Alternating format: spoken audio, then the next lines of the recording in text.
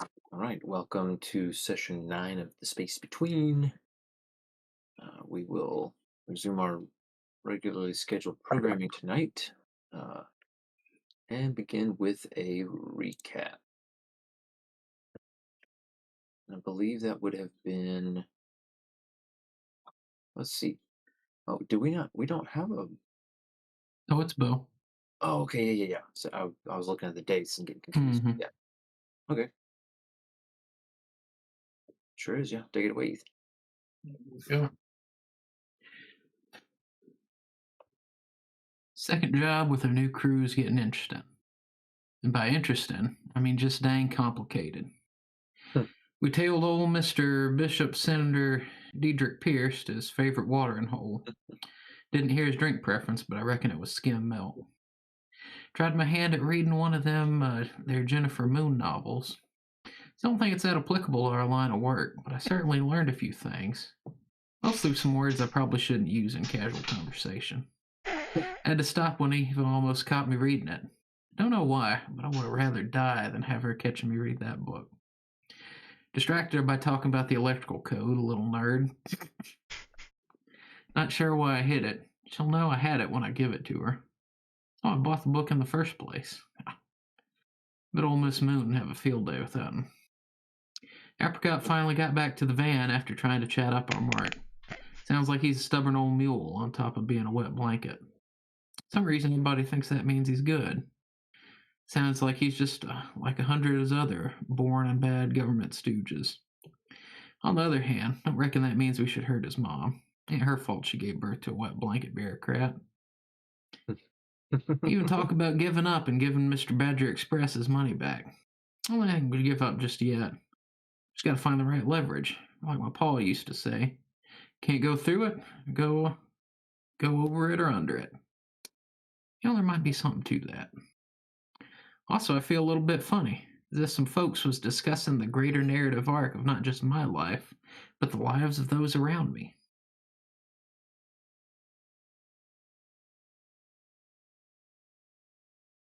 And that's a 2 session recap. Nicely done. Oh, boy. Discovered the greater narrative touchdown. Nice little nod to the meta.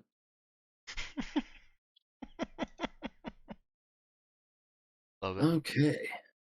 Well, yeah, speaking of which, was decided on last session in our meta conversation that we were going to switch things up a little bit, and there was a scene that was concocted. I don't remember if there was specific detail about who all would need to be in it and in what places and all that kind of stuff, but you guys can take it away. Where are we starting out with this scene?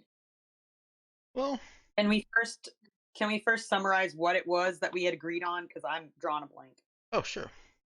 Um, Basically, Eva is going to. Oh, okay. Eva is going to buckle and say, "Okay, let's just do the thing. Commit the violence. You know, She said, push. "Let's make his kneecaps fuzzy." Okay. Let's make his kneecaps fuzzy, etc." And she basically says, uh, confidently as she can, "Yes, do it. Make the preparations, and then we'll go do it." Um, she'll leave the violence familiar folk to begin making those preparations while she goes and busies herself with captain stuff in the cockpit. Um, and at some point, Pete realizes that she's engaging in. She's showing signs of uh, great stress and strain. Goes and talks to her, and she breaks down and says, "I can't do this. We can't do this." Mhm. Okay.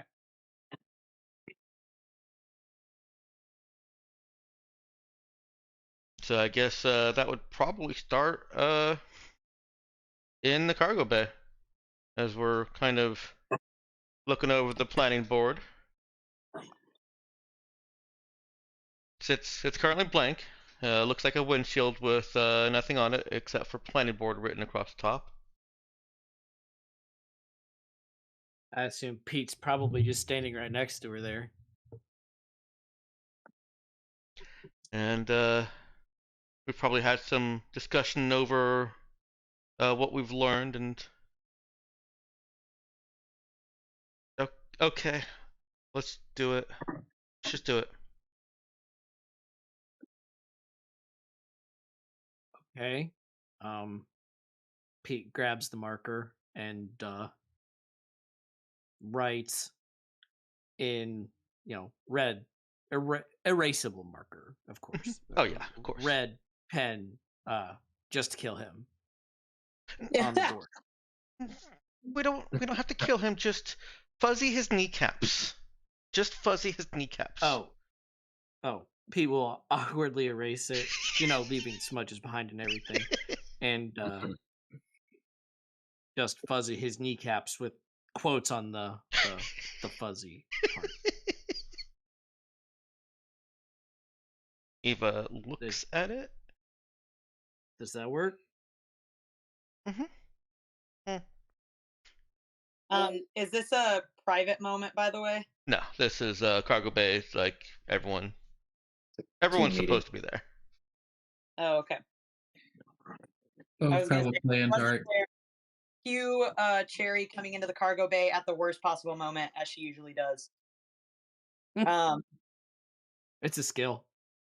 Yeah, it really is. Almost as if it were planned that way. Weird.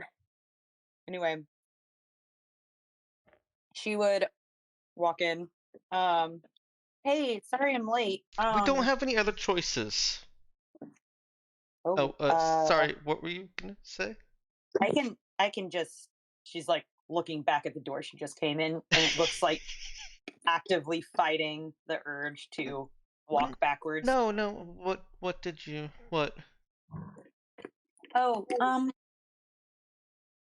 well, I guess I wasn't sure if we were moving forward with this, but I guess we are. Yeah, the we don't have any other choices was actually her looking at Cherry and like reacting as if Cherry had raised the slightest eyebrow that Eva just knee jerked. we don't have any other choices. This is how we're going forward. Okay. All right. Carrie's gonna make a face that could best be described as a grimace. Like she's trying to smile, but her face isn't quite working right. Think Chrissy Teigen at an award ceremony. That gif. That's very specific. It is. Anyway, so she's awkwardly grimacing. Yeah. Well, it's not my first choice. But who's going to be doing the kneecap fuzzying? It's okay. Pete, would you get Bo and plan what you need to? Just make it successful. I'm going to be in the cockpit. Okay. And Eva Cherry. puts on a brave face as she passes Cherry and she tries to smile at her. It's gonna be okay. Bo runs down the hall, handful of darts. That's it. I heard something about kneecaps. Who are we getting? Is it this Bishop, Senator, whatever his title is? Is it old Badger Expresser? Somebody's kneecaps getting broke. That's all I know. Whoop. Oh no.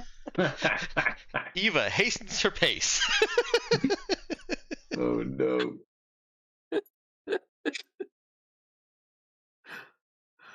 He is turning around and draining darts from all the way across the hall. NSA Can agent you roll listening for whether or not he intensifies. hits? Roll for whether or not he hits. Yeah. Because I'd really love for him to actually roll with Miss? advantage and like get a good hit right now. Oh, okay.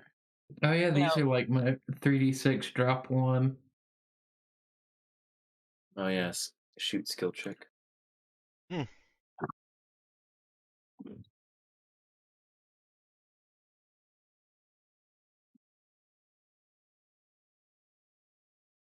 Sorry, I'm a slacker. I wasn't on roll 20. It's okay. I got a That's a 9. 27. Got a solid 9. I was gonna say I would like for the record to reflect that I was being honest.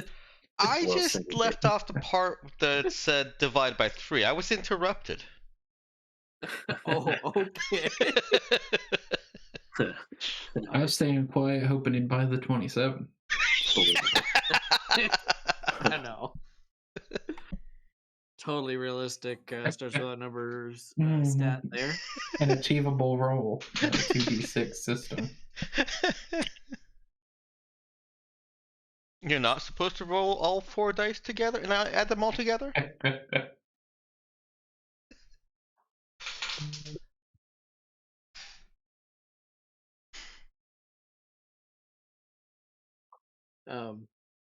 Pete will glance over at Bo and say, "Yeah, it's that senator fellow. We need to plan out how to get this job done right.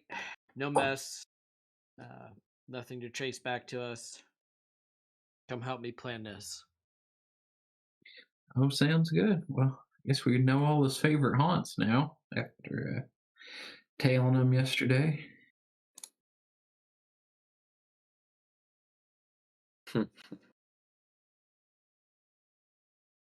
Yep. All right, so hey, what I is get a message text. Yep. so what are they going to start doing in terms of preparing themselves? Well, where is Zeke? He's reading To Kill a Mockingbird. Seeing if it has valuable advice on the topic.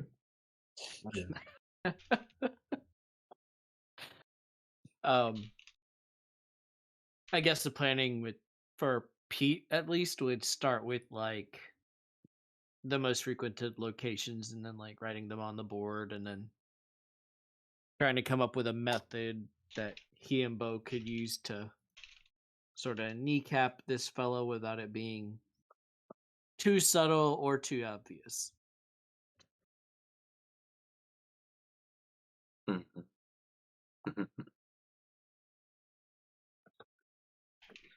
Bo's going through his 5 W's of murder. Who, what, when, where, and why. Being careful to record all the details for posterity.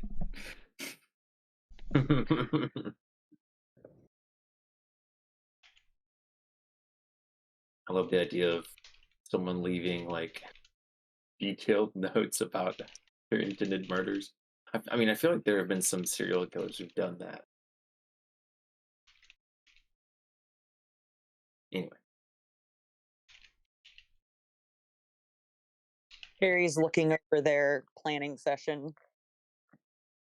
She has a little bit of an unreadable expression on her face, and she keeps kind of looking back towards the door she came through and that Eva left through.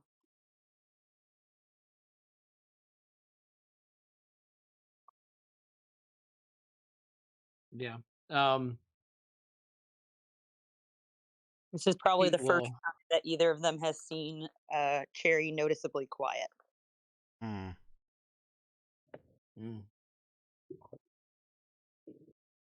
Pete will definitely glance at Cherry and glance at the door, but he's still currently following orders.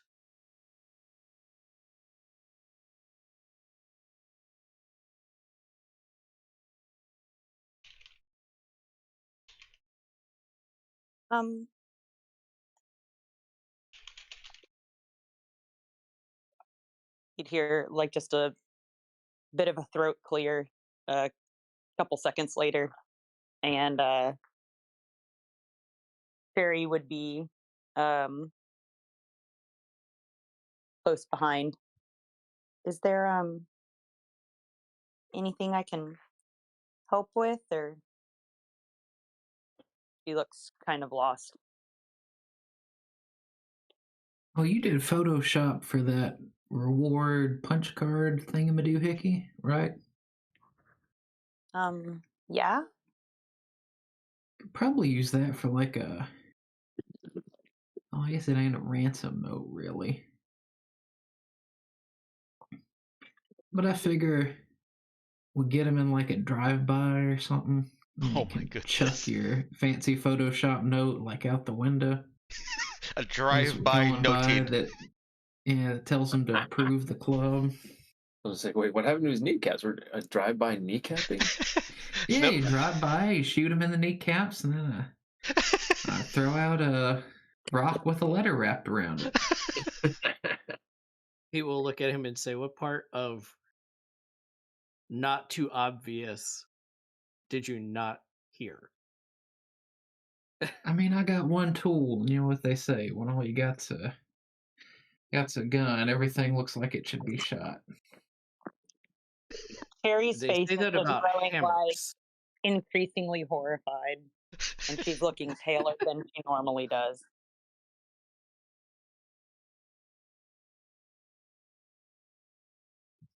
Pete, Do I either think, of you will like consider the earphones need right for. now? Sorry, what did Cherry say? Do either of you like hear yourselves right now, or are you having like an out of body experience? I mean, I think this is a pretty good plan. What are the issues you're seeing? Oh, honey, there's way too many issues for me to point out in one sitting. Well, I guess you. In volumes? Not with the plan. I mean, yes, the plan, but like, this is not what normal people are comfortable with. Pete will kind of focus on her saying that and then look back at the door and say, hang on for a minute. Oh, Say shoot, that. I know a whole bunch of folks who's comfortable with this. I used to do this for a living with a bunch of other folks. Carrie would passively realize that, like, Pete said, hold on for a minute and walked away, but she'd be zeroing in on the conversation with Bo. Bo, sweetie, okay, let me think how to put this in like really easy to understand terms.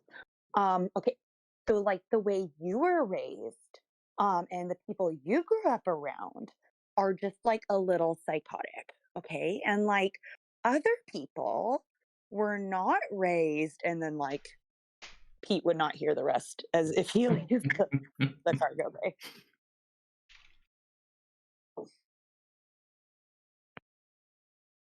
Yeah, he definitely got the gist of what Cherry was saying. But not the specifics. So yeah, he heads out to go find Eva.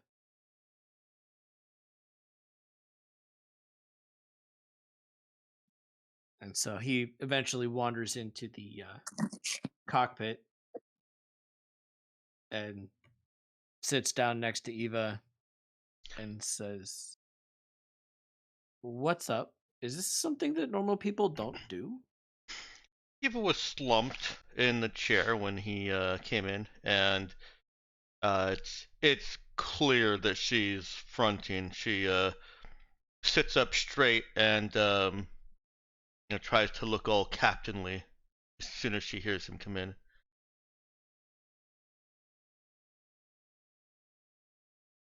And she hesitates after the question. No. Hey, Dex. Mhm. Are there any signs that Eva has been crying or chewing her nails or fidgeting with something? Or is there any kind of tell that she has that Pete would know about? I hadn't set any aside specifically except for the little whines that she does. But yeah, I'm leaving it to Robert's creative license to for Pete to have to recognize him, for Robert to decide what Pete recognizes. I don't have anything specific, Okay. but I think Pete has been around her long enough to see when she is nervous about something or upset. I think she probably has like a hand fidget or something. Something she can hide behind like a book or tools or something. Yeah, probably. Oh, I'm sorry. I've narrated her wringing her hands. Yeah. Yeah, so then he would see that she's wringing her hands while she's saying that, while she's trying to put on this brave face and go, okay, what's up? Just come out with it and say it. We have to do this job. We can give him the money back. Can't. No, we have to do this job, and this is how we have to do it. And this, Well, do we have to take him out of the picture? Do we ask somebody else? Do we else is taking too long, and it's all too complicated, and I don't know what else to do, Pete. And well, but if killing him is going to bother you that much, then let's not kill killing? him. Not, And not if killing. right, and if doing whatever fuzzy kneecap thing is going to bother you, let's not do that either.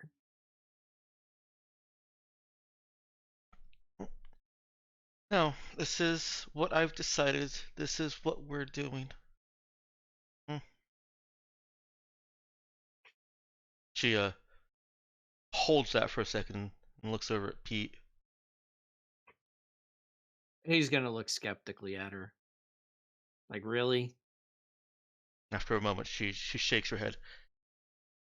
I can't do this. We can't do this. Can't. I can't do this, Pete. This isn't right. He's a nice guy. He doesn't deserve this. Okay. Well, is there somebody else we could get to do this instead of I this don't nice guy? want anyone to hurt him. No, not hurt him. Like, I'm sure he's not the only one who could get this thing built.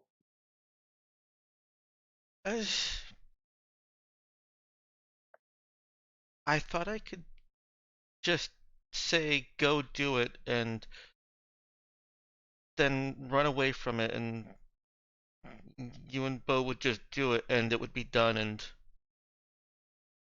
but I can't. And you're I'm not supposed to be that person. That's not I'm not the bad guy, Pete.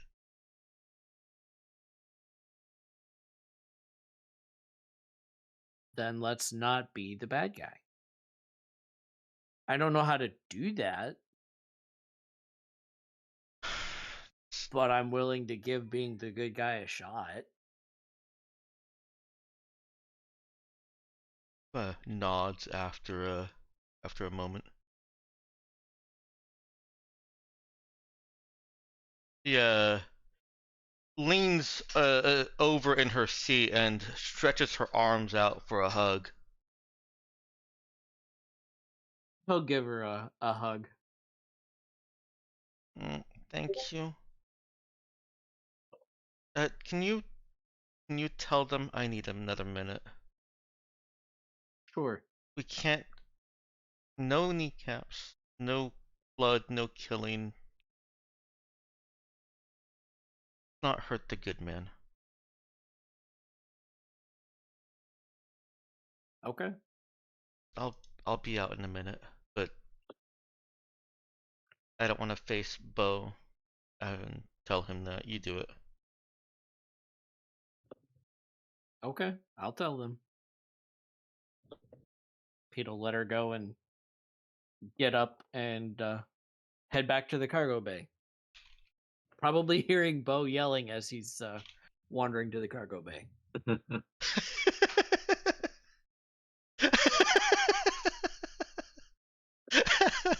I love it. So he'll come back into the cargo bay, walk up to the planning board, erase the plan as it was, and write no harming him. And underneath it, like, either alternative solution, and then, or under that, then, or give the money back. So he actually would have heard Cherry as he was coming into the cargo bay. I did not realize I was muted. Oops. Oh, So that was fun.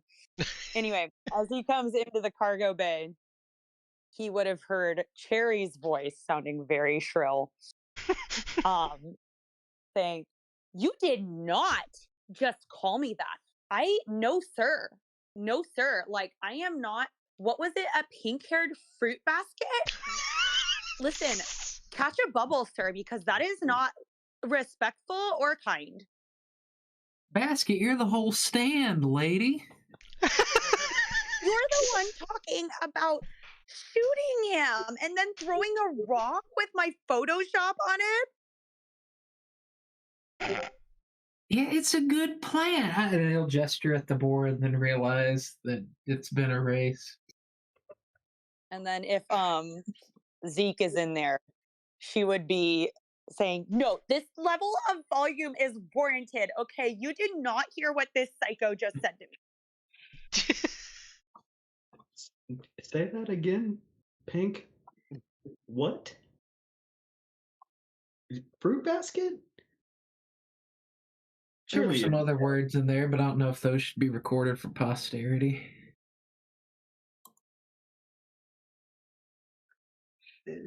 we share pretty close quarters to be throwing names like that around. Well, I don't. You can't just call somebody work associates psychotic and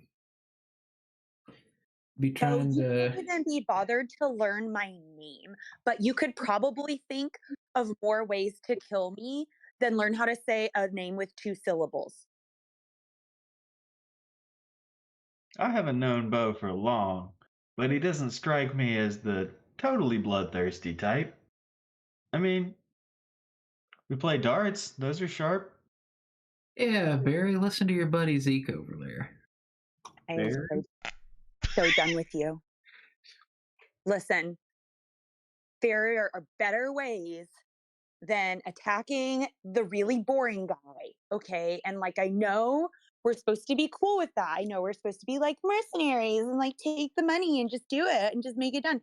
But it's like, there's options, okay? And like, just because we can't think of it right away doesn't mean that, like, oh, guess we gotta kill him. Like, what's next? His mom? Look, what I said about his mom wasn't that we kill her. We just allude. Feel that free to we- do it anytime, by the way. oh yeah. Pete will clap his hands because they are loud metal clanging hands just to get over the noise. You know, I hate when you do that, Petey. He remembers Pete's Then name. lower your volume and stop arguing right now. We're not going to harm him. We're not going to harm the mother. We're going to find an alternative solution, or we are going to skip the job. I got my tinnitus going now. Cherry looks like a, ha, take that, bow face on. Well, job's back to being boring again. We still don't have ideas, do we? Well, Cherry, we may not have many ideas, but we still need to come up with a different choice. Is there somebody else that we could lean on or get to do this job around this bishop character? Fairy would be looking down at her compad, and then she'd look up and say, I might know a guy. And Mhm. then going to out of character, just kind of meta this real quick. Cherry's idea would, well, so my initial thought was a signature forgery since they need him to sign off on stuff. Right. So okay, so now back. Okay, I was just making sure that that was the thing that we had discussed being brought up. Okay. The other thing being, if we're looking for like his superior or his coworker, or something like that, someone else who could okay it, without his help. But okay, so in character, so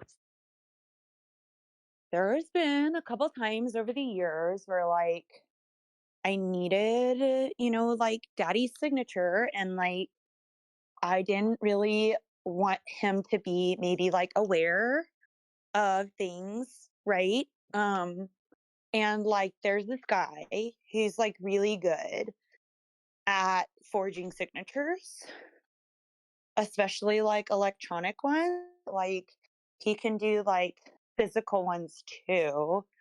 Um and I just thought, like maybe instead of like fuzzy kneecaps, um maybe like a signature that just like looks just real enough, might let Mr. Gray get started on all this. And then I think once it gets started, it'll be a whole lot harder for Bishop Boringface to stop it. Well, it's a good thing Mr. Penthief is so close to hand. Why, he's only, what, 3 star systems away? He's gonna glare at him. Do you think he's like the only person who does that? I Now, don't know. You think Did you I'm the know a only guy? kid? Yeah. You think I'm the only kid who needed that done, Bo? Come on, sweetie. Like, let's think. Let's use our big boy brain, okay? Like, Oh, there's yeah, gotta be one, someone like that here, okay? now you two really probably should stop with the bickering. I will say that I think this idea to collect a signature while will likely cause us more problems with Mr. Gray in the near future. He did pay us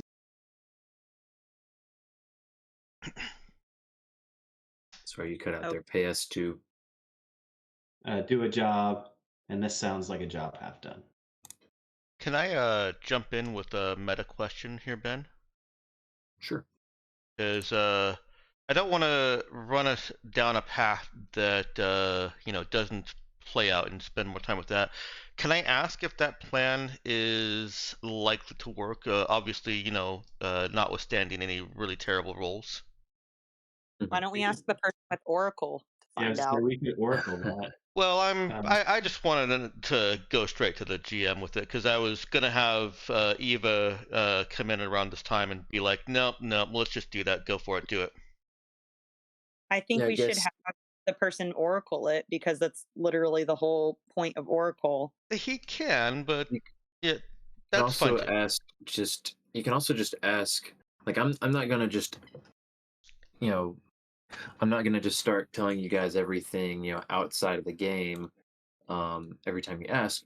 But asking a question like that gives me the chance to say, okay, as the characters in this world, Mhm. in the context with the information you have, um, I think that the the forgery the forgery option is a possibility. Um, just the the logistics of getting a signature uh, forged or faked can certainly be done as long as you can get your hands on the right documents and get them where they need to be. Okay. Um, I think I think you guys have enough information to have a decent idea of what the limitations of that plan are. I want to withhold from Eva. You guys continue. I think Eva's still in the cockpit right now. So then Pete looks at them and says, "Okay, that changes this into something of maybe a heist as well as finding a forger." Yeah, even if you get these papers all, gussied up like his signature, you still got to get in his office. Well, a good thing we know someone who might be able to do that. Weren't you already in his office, Bo? Well, then it's got to get all the paperwork. Just because I stepped foot in his office, don't mean I know what all his underlings do to get this paperwork, all signed off on and put into the system where he can go get this building built. Yeah, they've been across the street from it anyway. Yeah, as I say, did we go into his office? No, you went across the street. Yeah, I don't think we Set up, actually do. yeah, you set up your surveillance camera on the building Good so that you question. could. If Zeke could see into his office, would that be sufficient, or does he have to keep in there? Yeah, seeing into it is sufficient. Like, I guess we could. in like a window or something. Mm-hmm. Yeah, yeah, you could get into the building at least through a window. Be helpful if you knew exactly which office was his, but yeah. I thought we'd lined up our camera across from his office. I don't know about specifically the office, but just from the outside the front door, basically. It's like he's like in a little office building, government office building kind of thing. So we'll probably need to get inside the building itself. Get a floor plan, maybe. I mean, there's got to be like a directory in the building. And then that might let Yeah. us find, I don't Yeah, it's know, not like one of it's gonna be his difficult. underlings, his secretary or something. Y'all seem to think he's such a goody two shoes, but I doubt everybody else in that office who works for him is.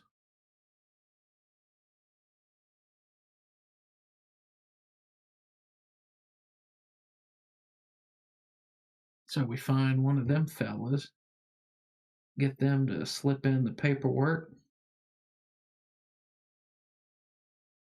get it all processed through the system. I guess that'd save some folks their kneecaps. Save on bullets. Bullets is expensive.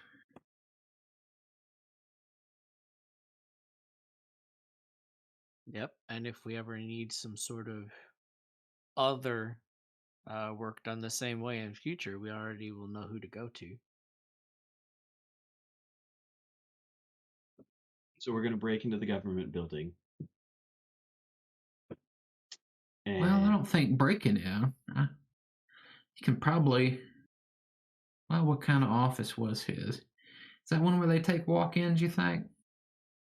Probably. Maybe I guess even we could do do it the old as package. Yeah, package delivery. You would Sales? actually think his is not the kind of office that people would just show up at. Aw. Yeah, Not so we without need an to. appointment. Is it the kind of office that a cleaning crew might be able to get into? That is, yeah. They would hire cleaners. So we gussy ourselves up with a little disguise, and then get in there, find some names, find somebody who I don't know. We could slip a little cash under the table, or find some dirty little secret they don't want getting out. See if they won't slip them pretty papers. would the cameras that we had put up potentially have caught the normal cleaning crew schedule by chance? Let's see. It's been something about around about a day.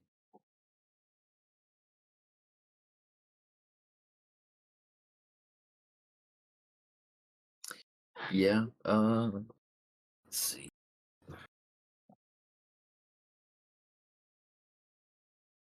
Instead of fuzzy kneecapping, we could Scooby Doo them.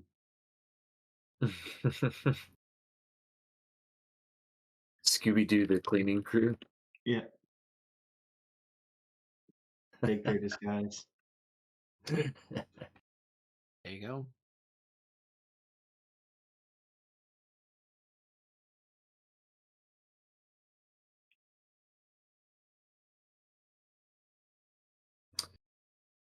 Oh, let's see.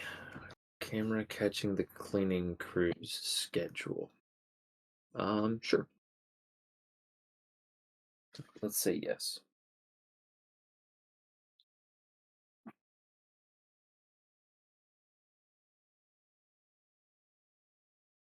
Well, do we sneak in and act like we cleaned the place before 'em? Do we just make sure they miss today and we take their place? Probably need to take their place, Yeah, it sounds Well, good. or pay them. what I was like, time sneak would up they be chambers. coming when there are people in the office, Ben, or first cleaners? You saw them. You saw them coming in uh, towards the end of the usual. I guess the usual workday hours. Not everybody. You saw that some people left after the cleaning crew had come and gone, so there were. It's not necessarily an empty building when they clean. Oh, that's Oh, even quick better. out of character. Um, would Pete know about Zeke teleporting? Because I think back was turned the last I think time. he's mentioned. I want to say that he has been straightforward with the team about that. Is that right, I Avery? think he offered that to the group about getting in the bar, right? He's open Yeah. about it, and he was also open that he had to get registered because of it. Mm. I don't know if he's gotten into the specifics of everything that he knows how to do at this point, but Well, I Mm. just had the idea. What if Zeke teleported in, made it look like the bishop had like knocked some papers on his way out, and just left in there the extra signed paper that authorizes this bar, so that the cleaners are setting everything back up and straightening the papers, but it's now just in the pile of signed papers.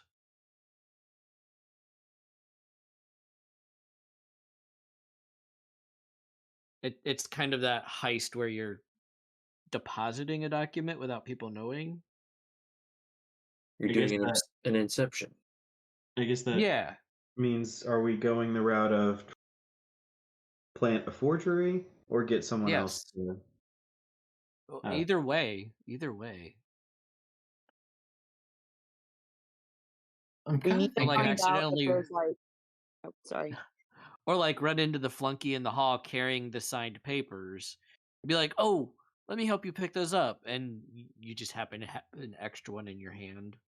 I'm kind of thinking we do need somebody because these aren't, or yeah, even like sneaking them into the pile of whoever processes these. But it's just having the paper. I don't know if that's enough because somebody's actually got to, put in and I guess tell Mr. Gray that he's approved, all that kind of stuff. Give him the actual permits and all that. yeah, I was more for getting a mole that was less morally sound, Mr. Prince. Did you guys want the GM's perspective on the downside Please, to the forgery plan? Sure. please. Okay. I would just say that you would know that it would come to the Bishop Pierce's attention at some point that construction was moving forward, um, supposedly with his signature on it, and that he had very intentionally not signed that. Now, the question of when that happens and whether or not it would be too late for him to change anything is a little bit fuzzy to I guess to the casual observer. And has some depends on some circumstances, but that is a possibility.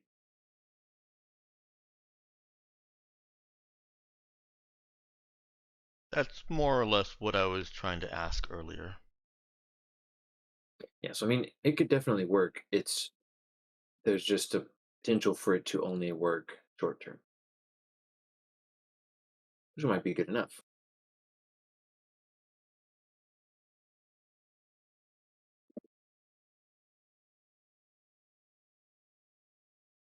Okay, would Cherry have gotten to know anybody, or could I make a connect roll to see if that could get this passed?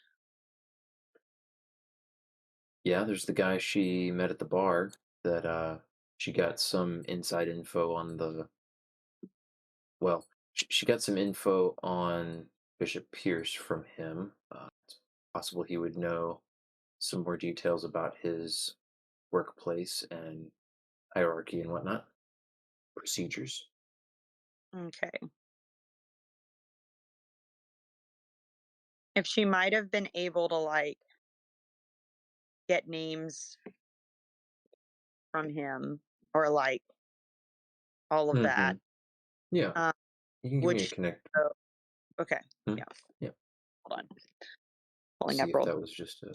So we talked about like maybe going over his head, whatever. Um,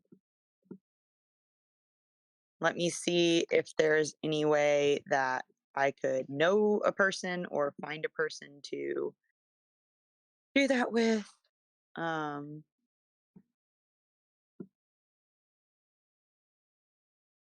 oh, I just or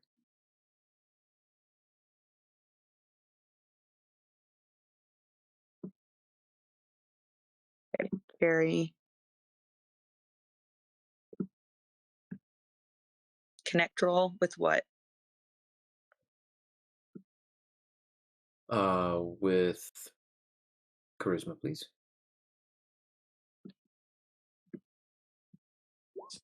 Okay. Yeah, if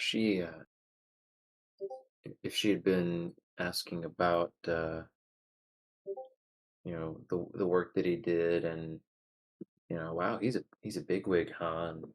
And, going with that angle, um she could have gotten the information that yeah, he's just a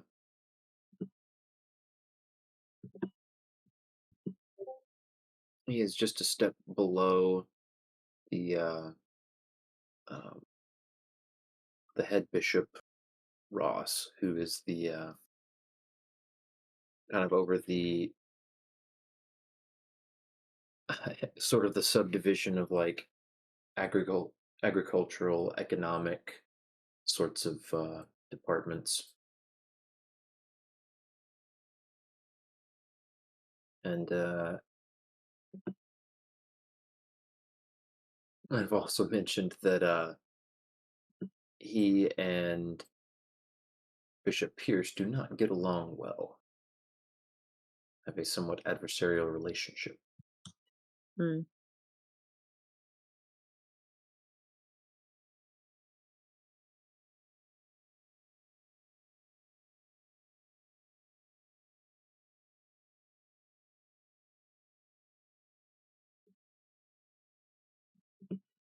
Okay.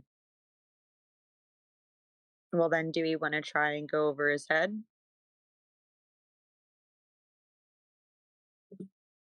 That sounds good.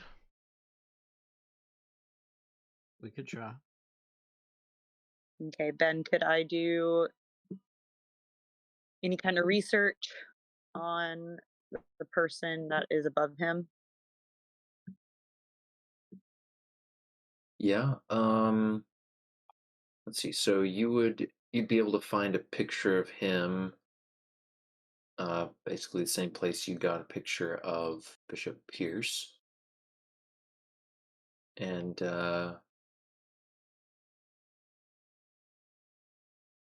you guys could do some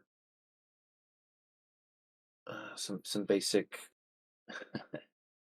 What am I trying to say? Some basic like newspaper reading and stuff to get locally known info on him. Let's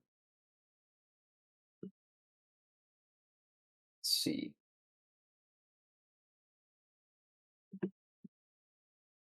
Yeah, so when you look him up, he's a he's a thin he's a thin, short man who looks like he's uh, getting well into his upper years. Definitely older than Bishop Pierce, and greases his hair back, or at least evidently did for his official photo, and has too wide a grin for that kind of picture. Just the wrong vibe.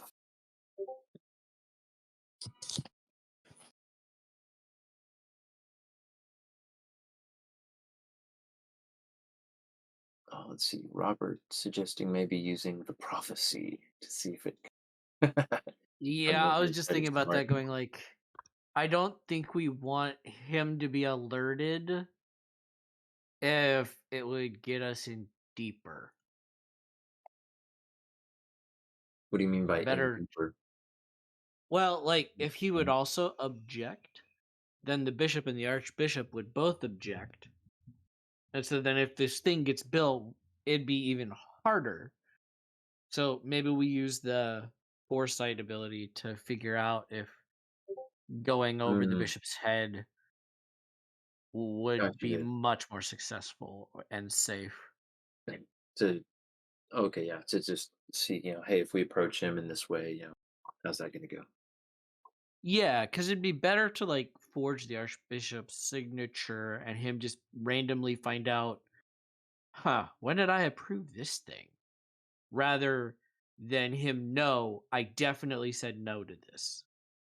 And now it's being built. Mm.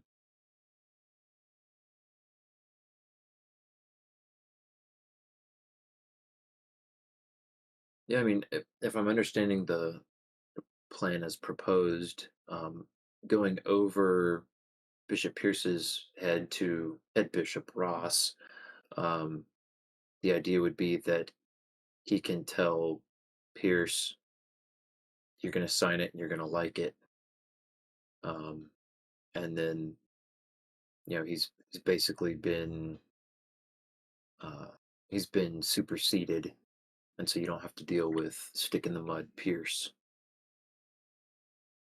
Is that kind of what I'm getting at with the angle you guys are wanting to go with? Now, obviously, you could still prophesy to try to figure out a good angle to go out with the guy, but I think more the approach is like wanting to know if it's going to be detrimental to us to take that approach, right? mhm. Yeah. Yeah, and I think the networking that Cherry is doing, the market research, would be Would say helpful in that he's deciding. more permissive. It'll help you in figuring out Okay. which approach you would even consider trying with him, whether you're bribing or threatening or forging or whatever. Okay. So, give me, let's see, for Cherry. Cherry's heading up this, digging into the head Bishop Ross. Yeah, I could see this could be like an administer or a no or a connect. What angle would you want to try taking on it? Yeah, I think so. Sorry, which one is she's pretty much going to connect? I can't remember all the skill distribution off the top of my head. I would like to connect, but Okay. Yeah, so she's she's been getting to know some people, and she's asking them about the political climate and stuff. In fact, she's already got a contact. So, um, yeah, just give me another. Go ahead and give me another connect roll with charisma. Yikes. You are an expert though, so you get to re-roll that. Okay. I'm a little like, hold on. Reloading. Oh, you also do you actually have unspent skill points, or did you just not change that number?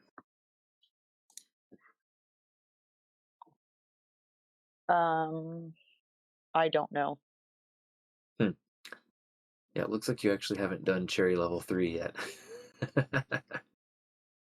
Well, if it Oh, like gives you planned it, but you didn't increment the numbers. if it gives me if I can use those 4, well, it says 3 for skill 2, right? Yeah, I mean, yeah, Scout's Honor. If you were thinking you probably were gonna level up Connect for Cherry, that diplomacy and all that being her thing, then I'm okay with it. Uh, But okay. don't necessarily let this moment sway what your decision was going to be for the I for the next character. no, I'm afraid to do it. Let me just put it back where it was. I'll do that later. I don't Okay. want to connect. Yeah, because if you hadn't decided, I don't want you to be convinced in the moment to do something and then regret it later. All right, nice. Didn't even need it anyway. You could even re-roll that one. What one? Yeah, go ahead and re-roll that one. Roll a d6. Okay.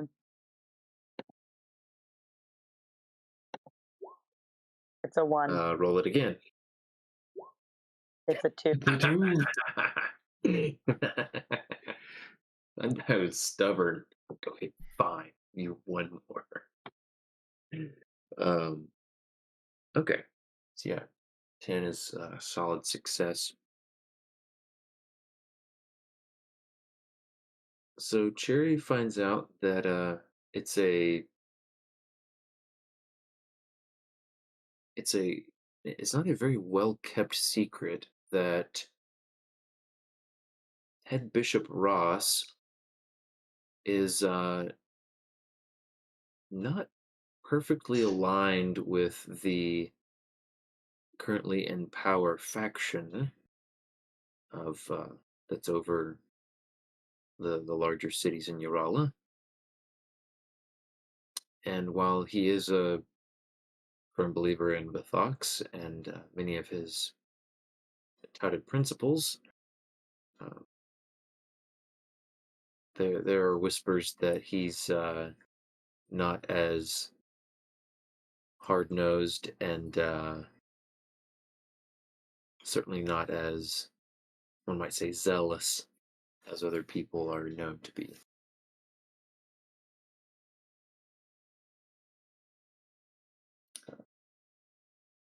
There have been a couple scandals over comments he's made suggesting that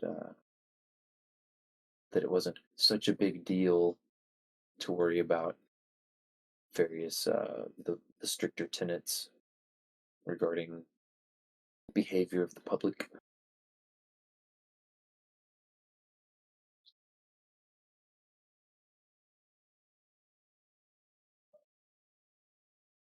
All right, she'd pass that information on.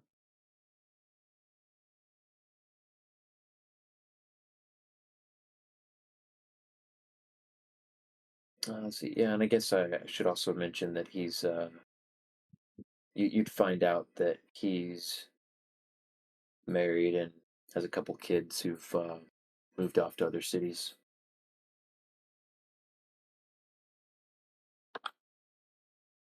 All right.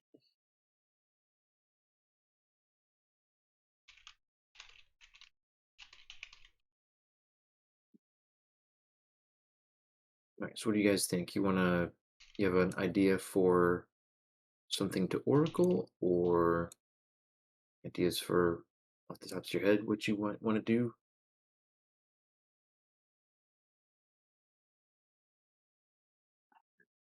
I feel like Cherry's time is done. So Okay. anyone else? Next. Mm, Yeah, Avery Zeke's been a little quiet. What do you think Zeke's input would be at this point? I'm debating on whether or not you want this anyway. Hmm. Okay. Uh, Robert, you had the suggestion to use an oracle. What do you think? mm.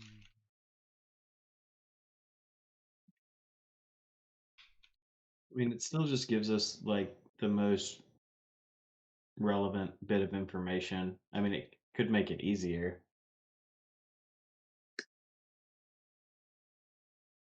Hmm. I mean, I don't know, but I lean towards whatever would move us forward, honestly. Yeah, Um,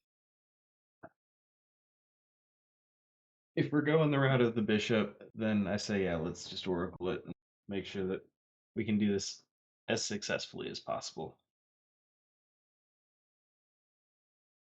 So, out of character, what again are the options that are on the table as far as convincing someone to,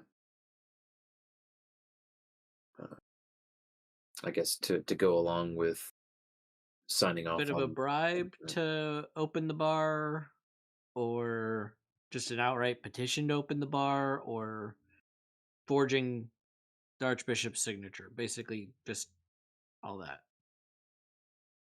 Okay. So bribery or persuasion. What about extortion or blackmail?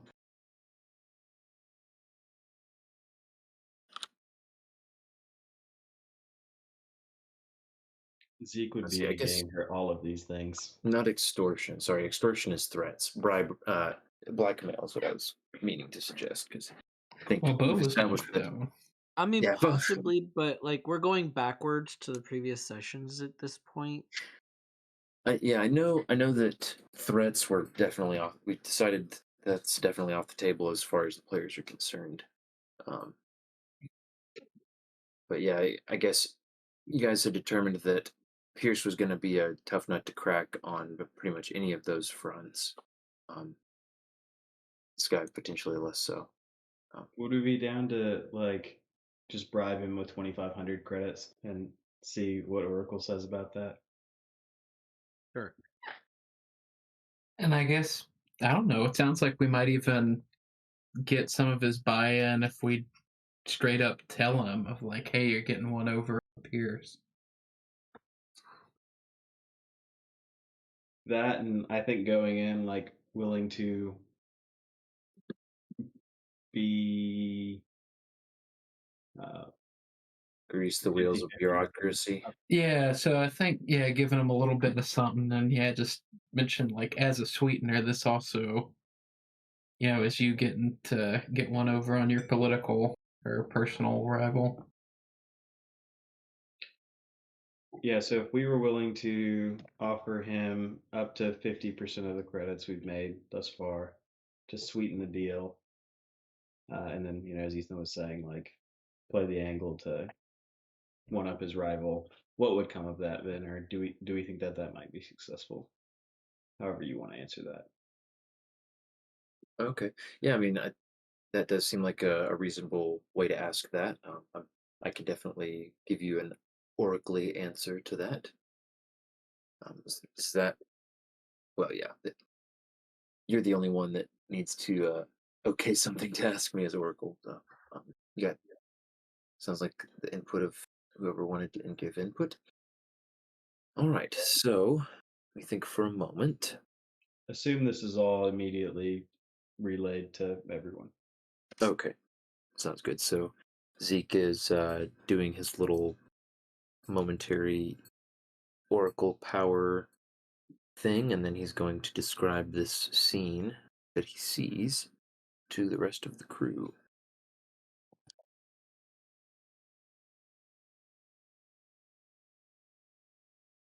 All right, so he sees himself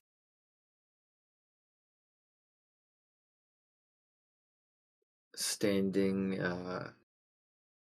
maybe standing behind a pair of ornate chairs in a large, fairly lavish office, and able to glance out the window and recognizes the street front, the street side front of the building that he and Bo had kind of faked their way into earlier that day. Realizes he is inside the office building that Bishop Pierce works in, just one of the top floors. And sitting in the chairs are Cherry and Eva, and the rest of the crew is standing around. And across a very large desk from you is uh, a, uh, a thin elderly man who's got just an unpleasant smile on his face, and wearing the robes of a bishop of Vathox. Yeah, but he's set the hat aside and is running his hand through his hair, and he says, "Hmm. Well, I can see that's quite an unfortunate predicament you've got yourselves in with my my subordinate Pierce causing you some unnecessary hardship. And well, I hear quite loud and clear the distress that it's causing." And he eyes a briefcase that Eva is holding. I do believe I could see my way to taking some time to ensure that this is handled appropriately. And he starts rifling through some papers on his desk, uh, and opens a drawer and pulls out a form. Starts making some quick notations. And you said this was an Emmanuel Gray, okay? And the he reaches over for a stamp, large wooden thing on his desk, and the vision fades as he smacks it down on the bottom of the page, and then does a scrawl of a signature.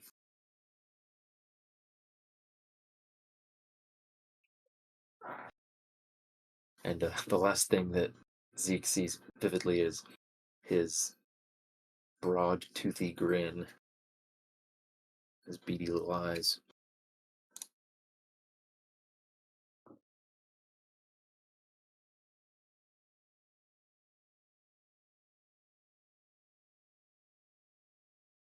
So, question. Now that I've oracled that scene and seen the inside of his office, does that mean we can teleport there? No, unfortunately not. That would be pretty insane. But no, That's because it's not just that he has to have seen a place. He has to either be looking at a place or have been in a place. Um, and no, he is. Where are you in this scenario? He looked out the window and saw the place that he had looked at the building from, Mhm, right? yeah, yeah. I mean, he. Oh yeah, yeah. So he could definitely. Um, he could certainly use that information to piece together.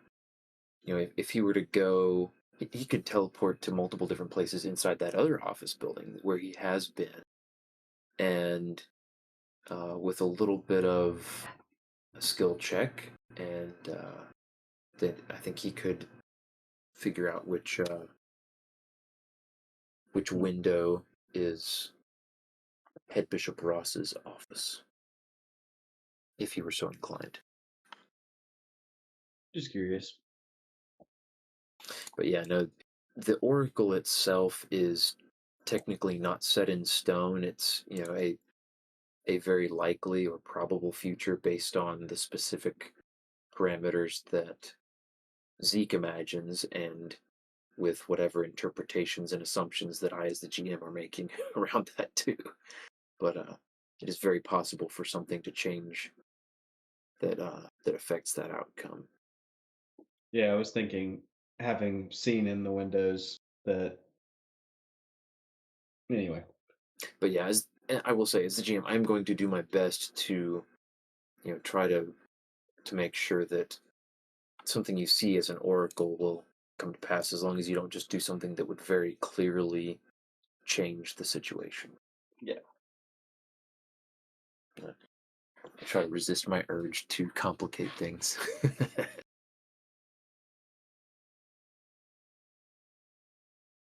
All right, thoughts, questions, concerns? Hearing a lot of crickets. Well, I think we've found our plan. So Pete will like write on the board and document the plan, and Okay. text Eva and say we have a plan.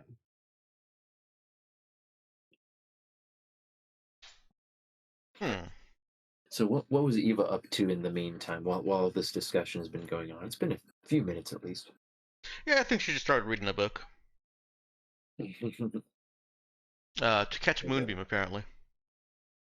Trying to get her mind off of the problem at hand while it's being I worked out.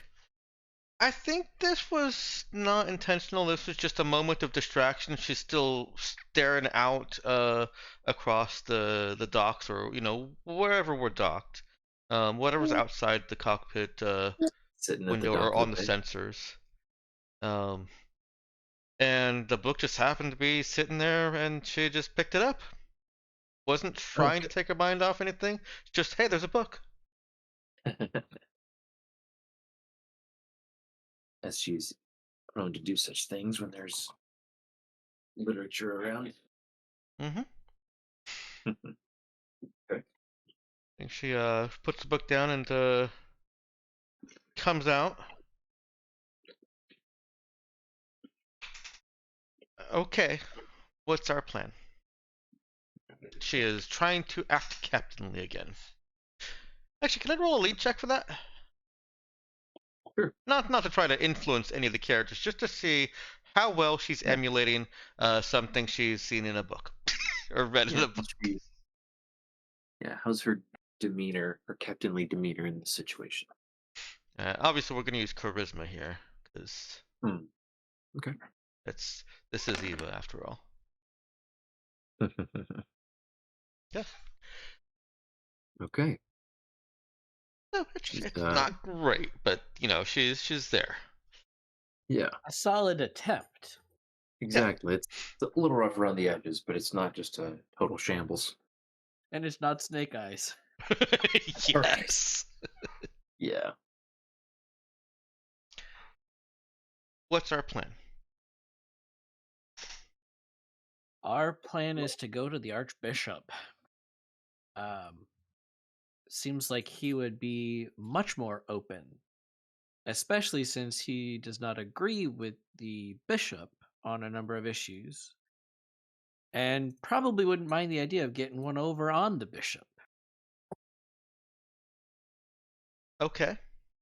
Zeke here has already helped the plan by looking into the future, and it seems like what'd you say that it'd be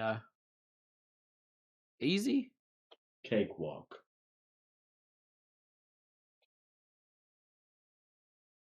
Like walking on cake. Mm-hmm. That's what he I said. believe we have our plan, Captain. I've never understood that phrase. Who walks on cakes? It's a psionic thing. You Tangent. ain't never been to a cakewalk? Cakewalks aren't a thing. Yeah. How do you guys not know about cakewalk? Is this a Bayou thing? No, this is like kind of like a basic childhood thing, I think, a little bit. Yeah. Oh, well, of course. I was in advanced classes all through schooling, so I never had time for that. Cherry would catch Bo's eye out of the side. Just look back at her compad. Like, I used to do these at all the get-togethers. You'd set a bunch of chairs around, and whoever sits in the certain numbered chair and the special chair, and they get to win one of them fancy cakes that one of the ladies would bring. That's just musical chairs. You don't get cake out of musical chairs at the end of it. If that's the reward for winning. So, anyways, this The plan reward for winning will musical work. chairs is getting to make fun of all the scrubs who wasn't fast enough to get to the last chair. It was a horrible game, and we shall never speak of it again. Says Eva with her 5 dexterity. Eva That definitely sounds like played as a talk kid. of a scrub who didn't make it to the last chair. Proceed with the plan. It sounds good. See, when we all put our heads together, we come up with good solutions. Thank you, team.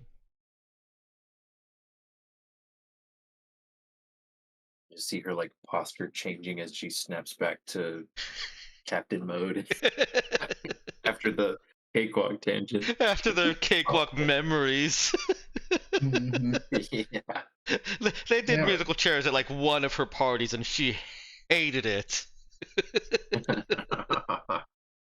Yep. So Yeah, we back as decided that Ramrod's tree. the good guy thing to do isn't to hurt people; it's just to lie and cheat. Cherry rolls her eyes so hard it looks like she might strain herself.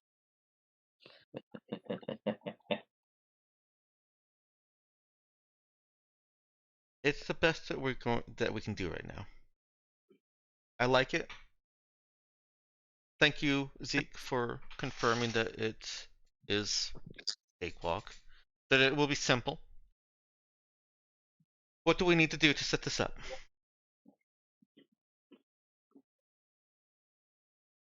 I think we need to arrange a meet and consider bringing a bribe with us. Okay.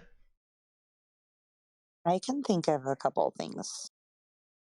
Maybe not 5,000 of them, but a couple things we could bribe him with.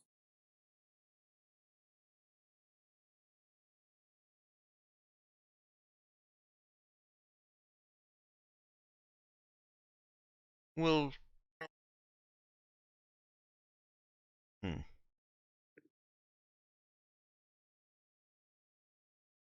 Uh. We'll start at 25, I guess. Hmm. 2,000.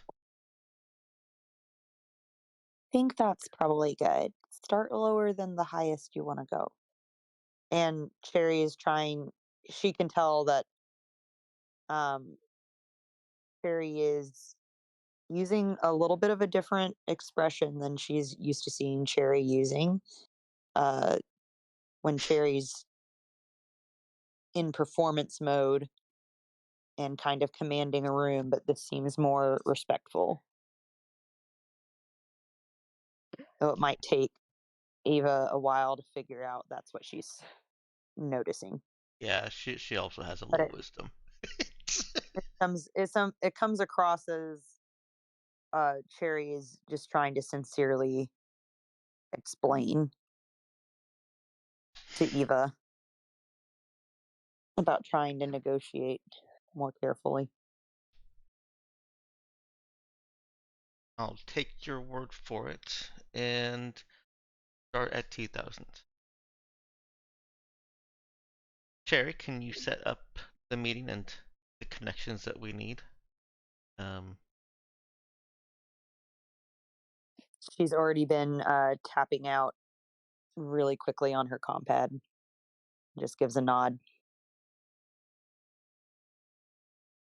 Is there anything else we need for this? Probably Briefcase? bubble tea. Oh, Oh, sorry. You like for the execution of it all.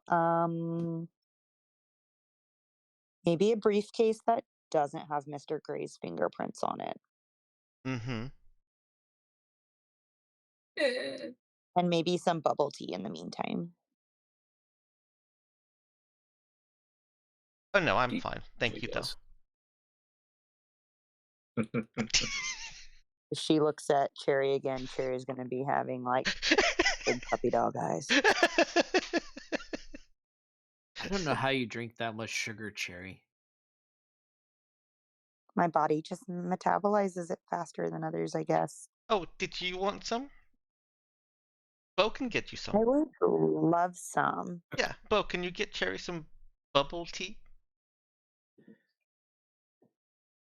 What does Bo even think bubble tea is? He's had it, so He takes Cherry's cup, puckers his lips around the straw, and blows into it.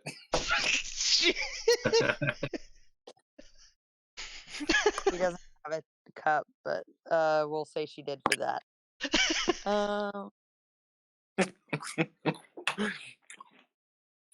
Her face contorts, and she just walks away.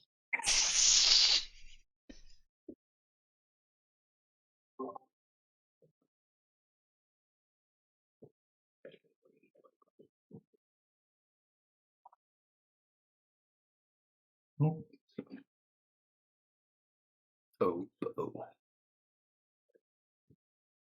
All right. So, any other prepping you guys want to do for this, or I believe Cherry definitely has the connections established to that she could reach out. Cool. Personally, no. I'd no other preparations I want done. Okay.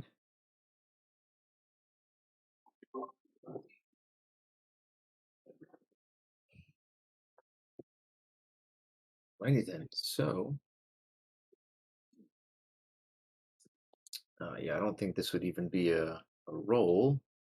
Cherry is able to submit a petition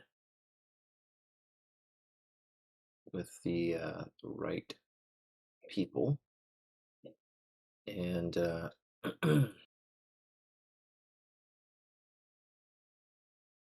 she spruces it up with some language about an important civil matter of economic significance to the city and blah blah blah. Spins it out and away it goes. Yeah, just I'd say for the sake of not dragging it out, time you will get a response that gives you a meeting time for the following afternoon. So you've got you're pretty late into the night at this point, unless we slept on it already, and it might be early morning. I admit to being slightly out of touch with the timetable right now. I think either is fine. I can't see any reason to You know, for let's one or just the say other. it's the morning of, and it just so happens to have an opening later in the afternoon, the same day. We got a double handful of hours to kill before you have your appointment to make with him. I will say that knowing that she is about to go to an appointment where she needs to look nice and everything, knowing full well that she's probably going to get told to wear something nice by Cherry. Eva goes and fixes something on the ship.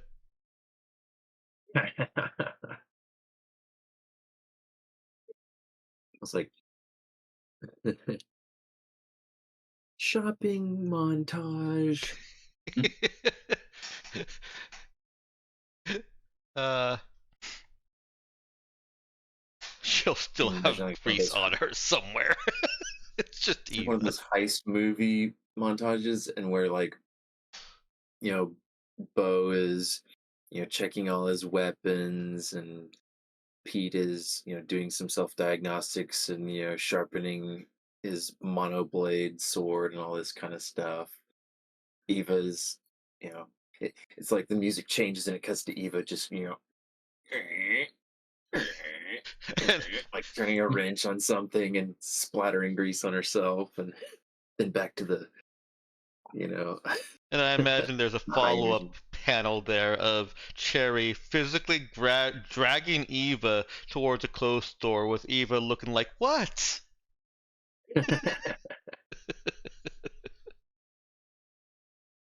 Yeah, like Eva, pretty all done up, finds Eva and is all put out and corrects the situation. A stormy expression on Cherry's face. Mhm. All right. Any other input for the the heist prep montage?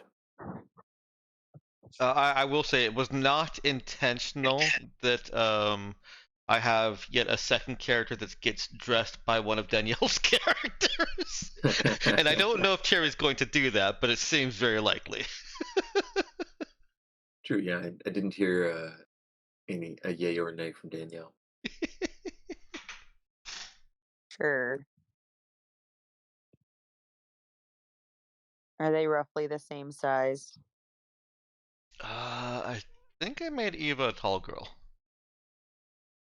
Oh, she's a tall girl. No. Okay. Yeah, she's 5'8". Ruins everything. Oh man. Okay. But real talk, I was trying to help my tall girlfriend shop for pants today, and I was like, I'm so glad I'm a shorty. So glad. I am a whopping 5'2" in real life, and Hmm. not anywhere near being considered a tall girl, because it is very hard for tall girls. I'll just say Yeah. mad respect if you're listening, tall girls. Mad respect. Yeah. All right. So he will he'll scrounge up something for Eva. Eva, of All course, right. protests. Why? I Do you like my want to overalls. do you want to look like a captain or like you work for a captain? Don't captains work on their ship?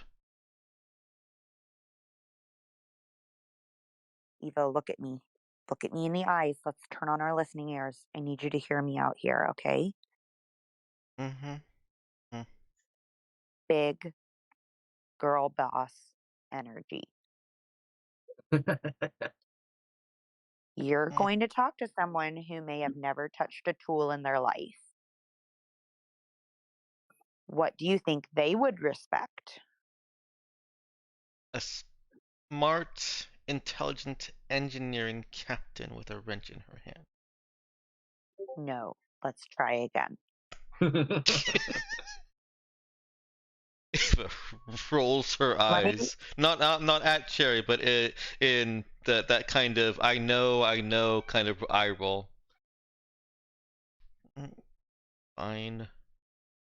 cue also a scene of Cherry chasing her down with a package of wet wipes, trying to get her to get the motor oil off of her face.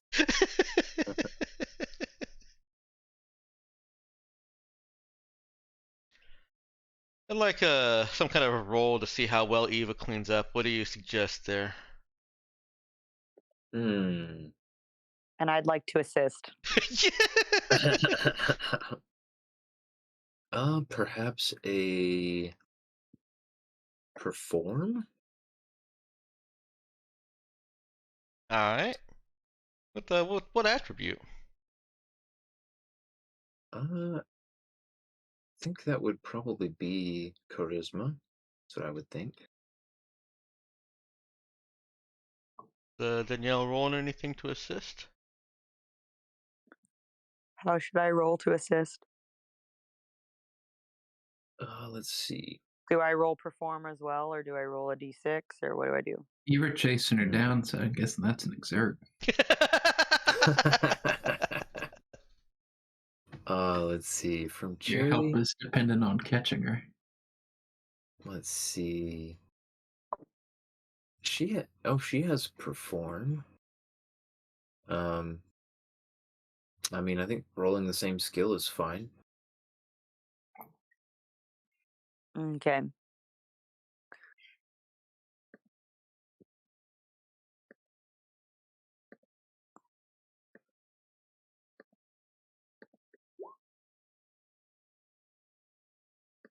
Nice. Give her the +1 bump that she needed to make the 7. Oh yeah, there you go. Oh yeah. Oh, it was a different. Yeah. Yeah. Very nice. Yeah, Eve actually cleans up pretty well. Probably surprises herself. Oh, she doesn't look in the mirror. I mean, If she she does for the purpose of trying to clean it, but she doesn't like look at herself. That makes sense. Yeah, Probably a cognitive dissonance of like, who is that? Yeah, probably. She's probably also redirected back to the mirror a couple times by Cherry with, and there.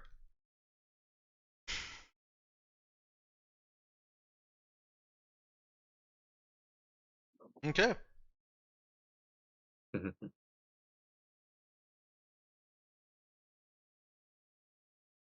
Okay. Well then, I think everyone is geared up and ready to go meet the head bishop.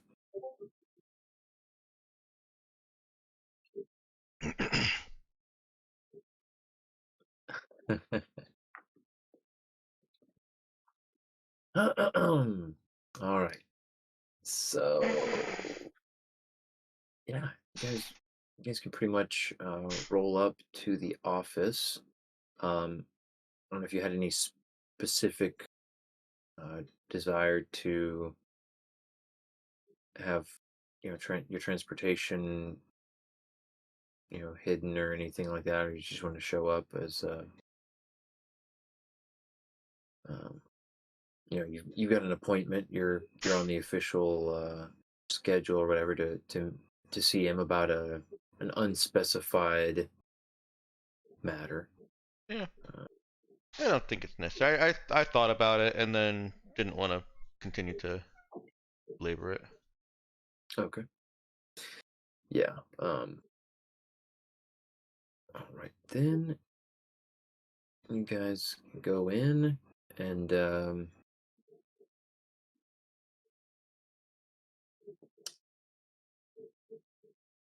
you're checked in. You get checked in with the secretary on bottom floor, and the office is, it's pretty nice. It's definitely bordering on lavish, even in the decoration that's in the lobby at the desk. But the building looks like it was pretty much untouched by the fighting that had gone on, and you all are pretty comfortable while you wait. You made it to your appointment a little early, even, and you notice, if you go and look, that the nameplate for Pierce shows him on the fourth floor, and the nameplate right above it for Ross is the fifth floor.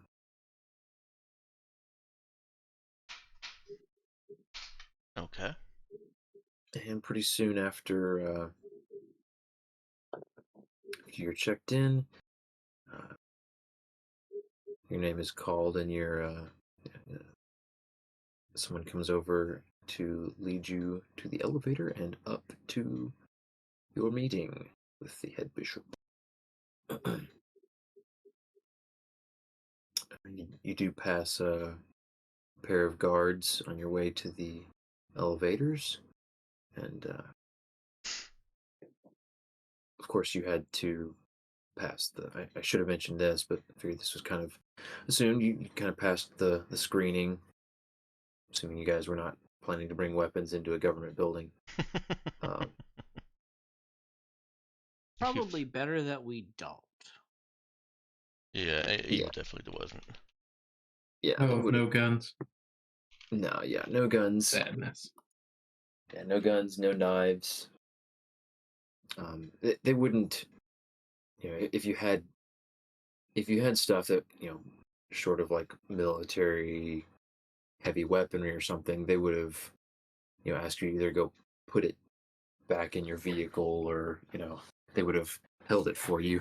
But and maybe with some looks askance, but you wouldn't have gotten in trouble. Do I think they're going to do something as invasive as a strip search? They would not do a strip search unless you gave them reason to think they should do a strip search. I will sneak my pistol in using my assassin ability. All right. Nice. Okay. Yep. Let's see. I don't remember the exact wording of that off the top of my head, but I'm inclined to think that you are probably, let's see, you're assassin level 1, including normal TL4 weapon detection devices. Okay, that's what I thought. So yeah, Bo brings in his pistol,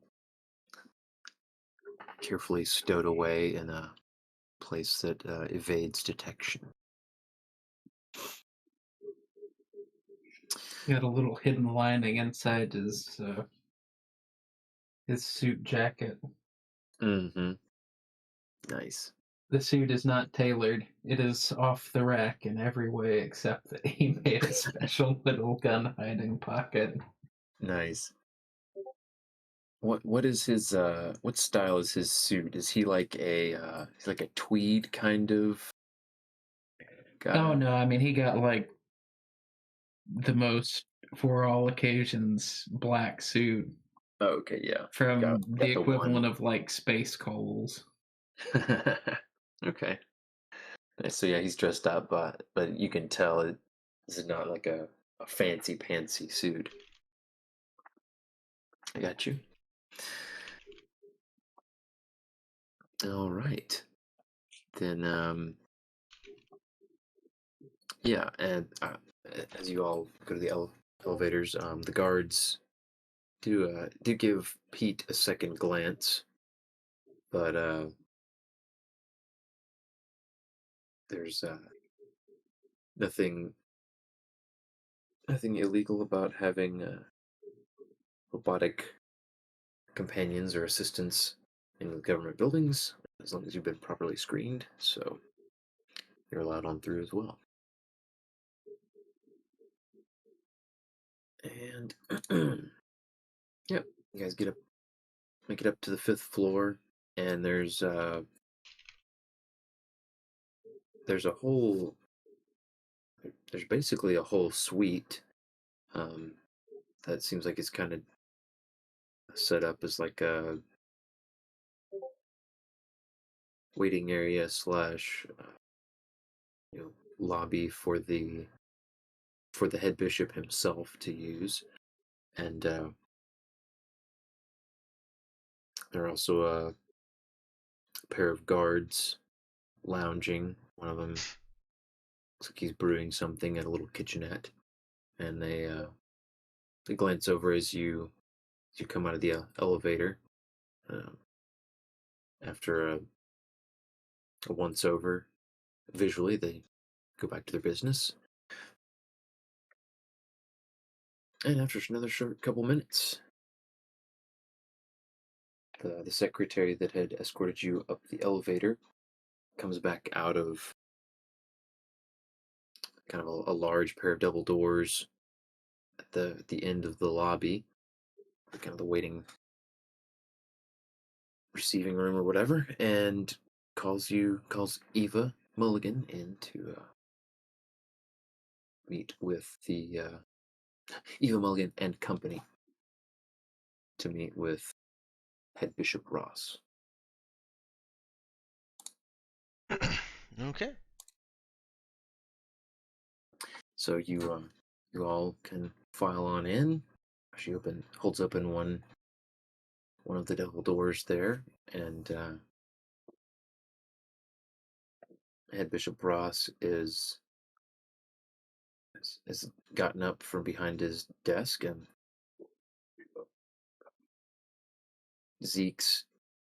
as Zeke's vision goes, everything is exactly as he's seen it, including Head Bishop Ross's outfit. His bishoply hat is laying to one side on the desk, and he's gotten up and walks slowly but surely over to greet Eva and the rest of you. Welcome. We seemed your petition was of some importance, and I had room in my schedule today, so glad we could fit you in.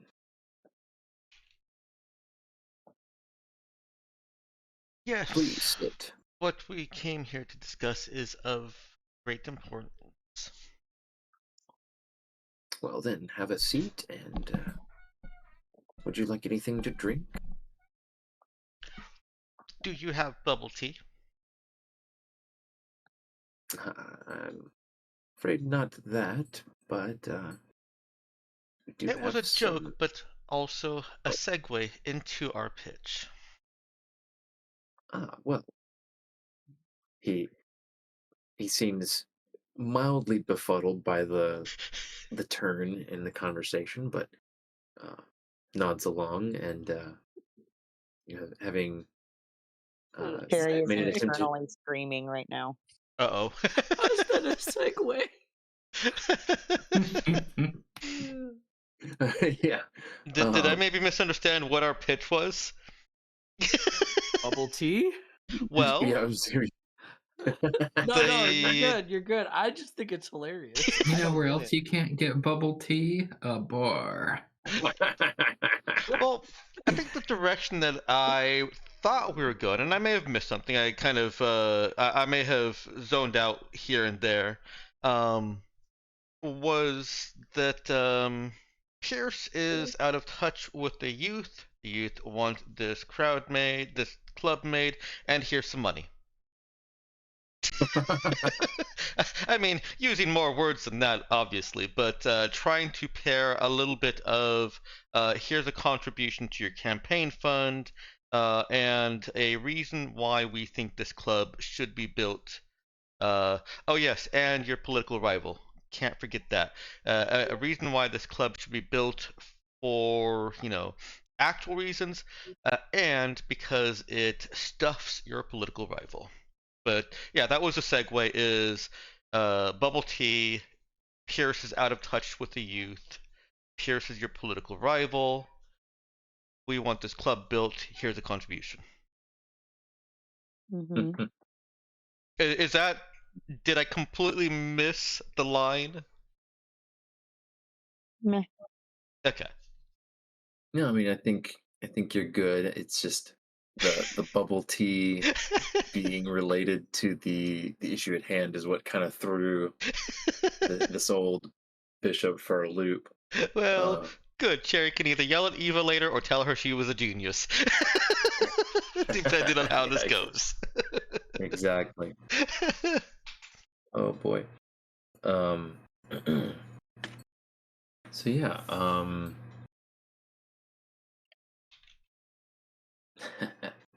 Okay. So yeah, he's tried to shake each of your hands.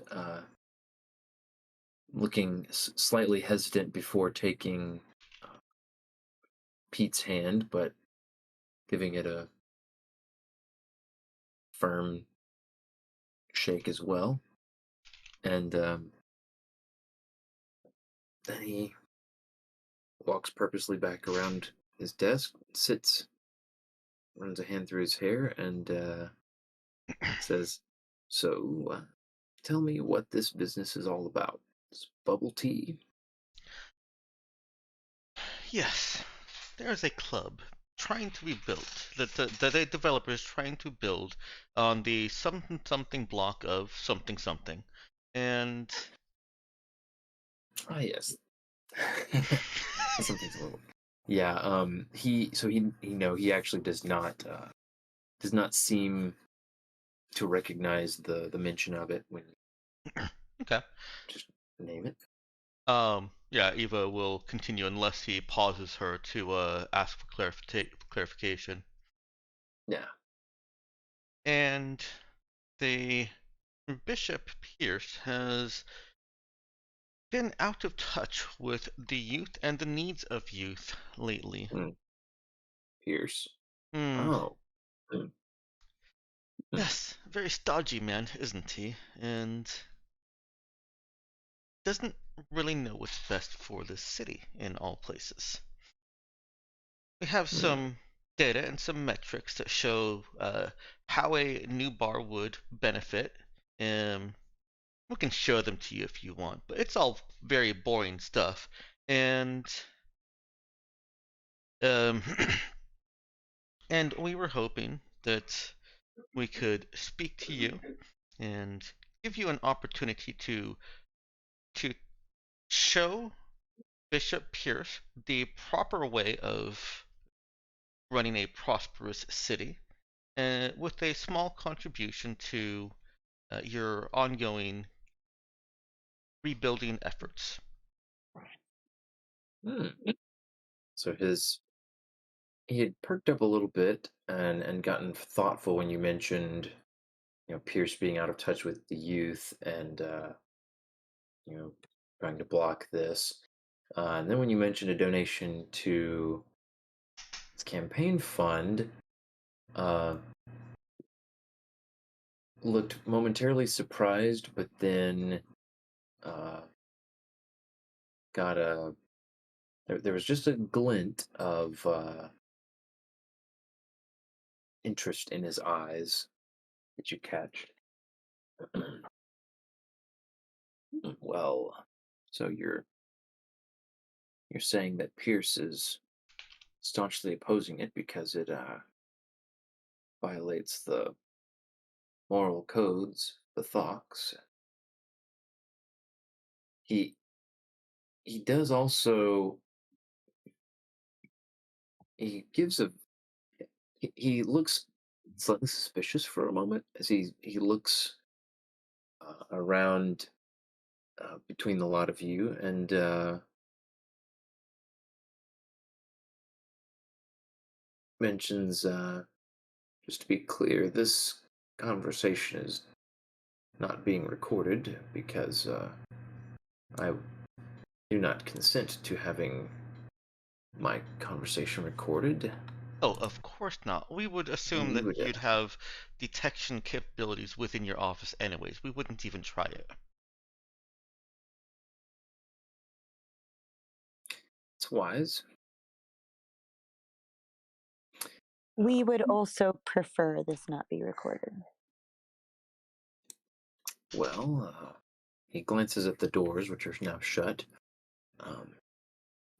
It's good. Well, just say that I've had some unfortunate experiences in the past with some individuals not respecting the office and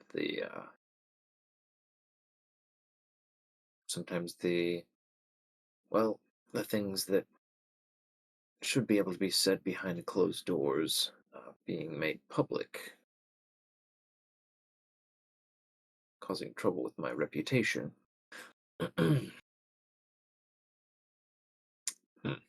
Yes, Pierce is rather, well, he's rather firm about some of the more, uh, dare I say, arcane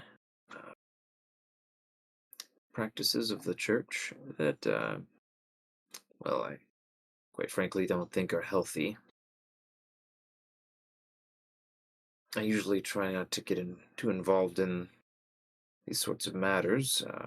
He can be very stubborn and has a way of making me regret getting involved, but his eyes glint again, and he eyes the briefcase that I assume Eva is holding. Um, it is a different one than what Mhm. Zeke had seen in the vision, but because you guys went and acquired a new one, he says, if it were if it's a matter of representing my constituents, uh, serving the needs of the people of Arsino, then it's understandable that I might need to take on some politically risky positions from time to time.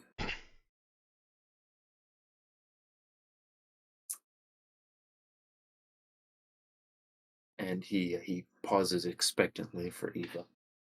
I think Eva at this point is she's done her part, the speech part at least as far as she thinks.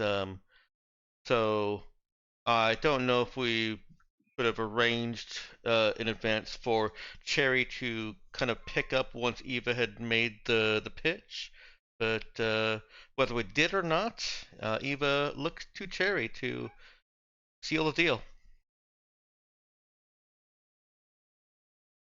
Or is he just like literally looking for her to pass the briefcase over? Am I misreading that? No, I mean he's not like reaching out a hand for it or anything. Uh, he pauses, and it seems to be a pause in conversation, waiting. I think Eva and Cherry both would understand he's expecting a little more information about what's going to make it worth his sticking his neck out for this project. Gotcha. Then yeah, I think that's definitely a Cherry thing to make the sum of money that we brought seem like the right amount. She can also play up the fact it's cold hard cash and it's not digital. Therefore, it is also untraceable. Yeah. Yeah. Oh, sorry, Ethan, that scene reference, that is just so perfectly wrong for this Archbishop's character, but still so great. Not like it's also the motivation is just perfect. I hate that character and I love that character. Yeah. Don't be suspicious. Don't be suspicious. All right, so Danielle, would Cherry take this opportunity to take the wheel? I'm gonna be honest, I'm brain dead from today, so if we wanted to stop there or just out of character. Okay. Yeah, I'd be fine with you just telling me kind of generally what she's going to uh, what she's going to say or do, and we can leave it out of character. Like you don't have to spell it out necessarily. Is she going to basically make the pitch for making a $2,000 2,000 credit campaign donation Yes. in the form of And cold hard quid sticks? yeah. Even harder than cold hard cash. They are As we're because they're accustomed to. plastic. Yeah. Um. Alrighty. So, yeah, Cherry glides into the conversation, and with her charming disposition and unique way with words, maybe throwing in some bits that emphasize, that this is the youthful majority we're talking about that is going to be served by this, that is going to look favorably on him, especially if word gets to the right ears about his having been instrumental in making sure that the club was able to open. Would you like me to make a talk check for that? I mean, you could just to see how just kind of how maybe over the top or how cherry it is.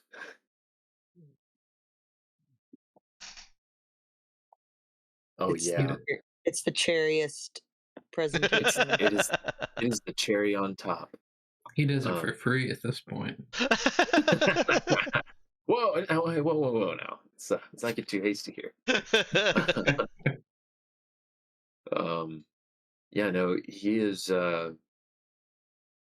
He has for a moment kind of a befuddled expression as she uh, starts rattling off with her lingo, um, and her just even the cadence of her speech is seems like this is so outside his wheelhouse. Um, but he starts nodding along and is understanding. Yeah, Pierce uh, is really missing out on a whole demographic that hadn't even realized that I really should be looking out for. And as it happens, my values don't differ all that much from some of theirs. And yeah, she lays it on thick, and helps that she's dressed well and a nice young lady. Um, seems to be working in both Eva and Cherry's favor. That he's very very happy to let them talk, and he by the end of it, you we basically have Zeke's vision as he described it before playing out almost word for word. He says, throws in a couple other things about how this is this is really gonna put a burr in Pierce's shoe, but he seems very pleased with the offer and with the arrangement, and very much interested in helping you in your predicament. So he, in short order, has a form, and it looks like some sort of internal kind of document that he's going to have sent to Pierce's office, but has it signed and stamped, and it says now, I wouldn't presume to tell you when or how to make your donation, but this is not something that Pierce is going to be able to.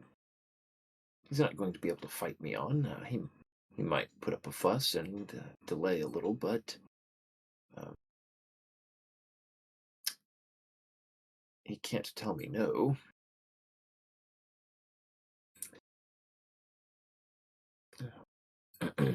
Do we just hand him the? Was our plan to just hand him the briefcase here, or was it just for show? She had brought the briefcase, Okay. but she had only put half of the money in it. Oh, Okay. okay. And part of her deal would have been, this is a down payment, and upon completion, we'll be happy to donate the rest. Okay. In So, this- So In the same manner. just to clarify, we're saying we would give him like a portion of the funds that are in the suitcase. Oh, But yeah. Oh, go ahead. no, I think she was saying that she only packed 1,000 of the 2,000 Mm-hmm. there we go. offered credits. Yeah, and that this would be, we would leave the briefcase behind, and then once the once it's to a point where it's the paperwork is moved along enough that construction moves forward, then another visit can be paid with the rest of the money. Yep, understood. How I'm understanding that. Sounds like that's agreeable to everyone. Yep. Alrighty. Well, then he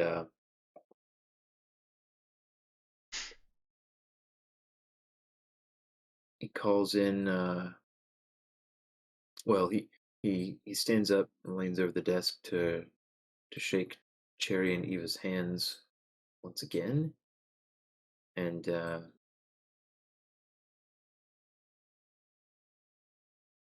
he says something to the effect that probably doesn't want to send the paper over immediately, since that might look a bit suspicious, and probably don't want people scrutinizing the timing too much, or asking Cherry questions about certain meetings and people. Cherry would laugh good naturedly and say, "Oh, we appreciate that." But he says that should be on Pierce's desk by the morning, and that Thank he appreciates your service to the people of Arsinoe, and your interest in making sure that the post-war recovery goes well.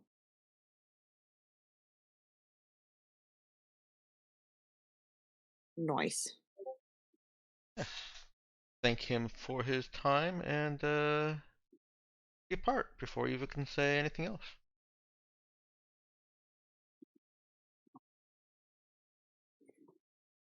Right. Cherry would be telling Eva that she did a really good job once they left, and she would also be telling the rest of the crew they did a really good job.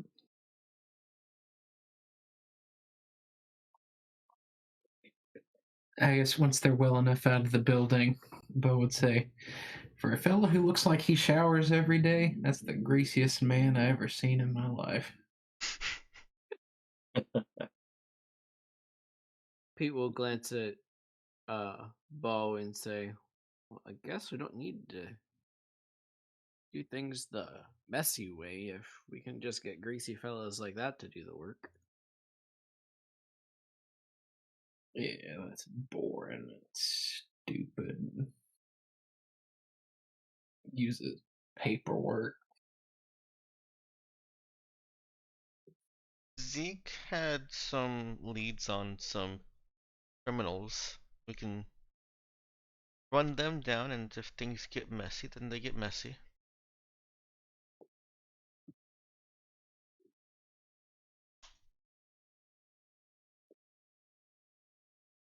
Hmm. Well, at least I can console myself by getting a kneecap some brain burned out psycho. Exactly. Well, I think that brings us to a good stopping point, and the question of what we're wanting to do next session. Hmm. I'm hearing some in-character discussion in favor of going after Zeke's leads, one of them anyway. Sounds good to me. Eva and me still really want to go on that the ruins expedition. Oh, I think True. it'll be fun.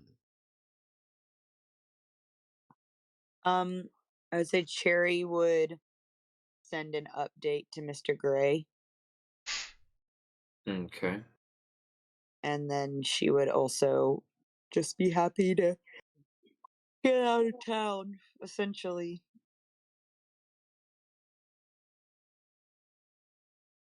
Okay. Yeah, sure too. Sounds like we've got a more or less split between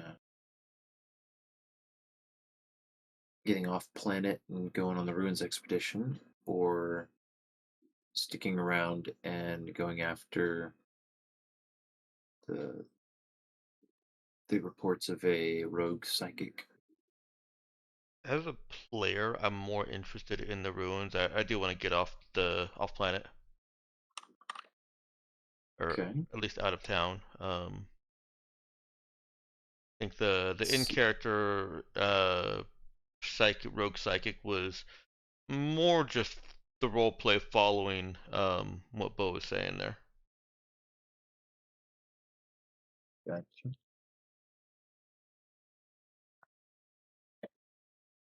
What's everyone else want to do? I'm up for anything, whatever you all want to do. Let's see. Do we want Ethan? Are you typing up those Mhm. those options for a little kind of reaction poll of sorts? Oh, I was That'll doing a be. next time plan, but yeah, I can also set it up poll Um, way. I say I've got the two of them. I can just post here. If you were typing something else like plan for next time, um, you guys can give a one or a two to what you would want to do next on that out of character planning message there. Meanwhile, we can go ahead and move on to session chat. Do the faves. Get those in. What's our XP at? Let's see. That's going to be. That's going to be 2 XP. Ooh, 2 XP. I think that puts us at 9.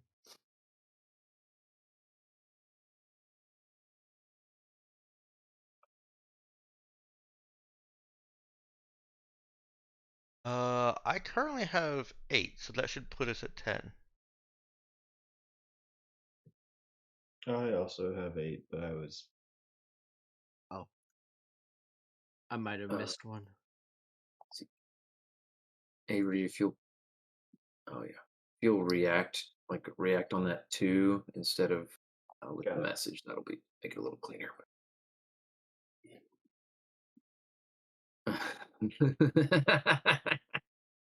Ethan just saw your meme. Oh, that's priceless.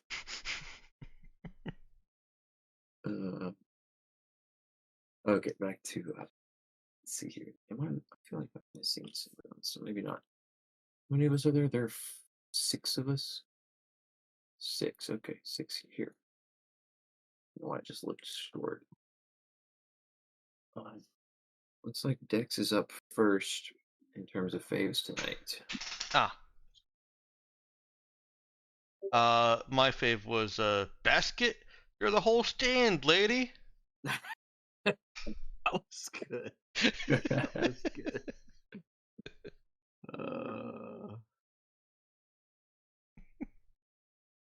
Oh boy, yeah, that dessert. Oh, that actually did. Those both made it into the Yeah. closing this. We're looking.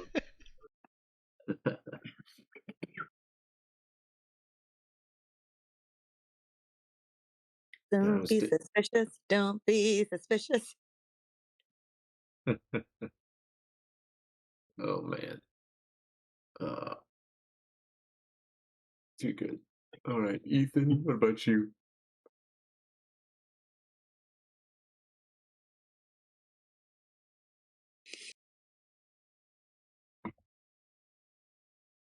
Oh, I had it and then I lost it.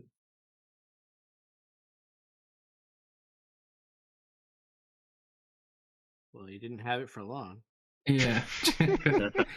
I have to come back to me. I was Okay. thinking about it before. It's kind of as we were Yeah, that's all right. wrapping up in the planning. Robert, and then what I- about you? I am happy that we are done our first mission now, and Yes. I'm happy also that we are feeling like we're doing better with kind of fitting the characters together.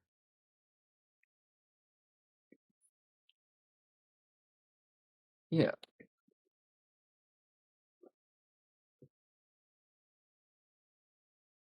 Um, Agreed. I like that too.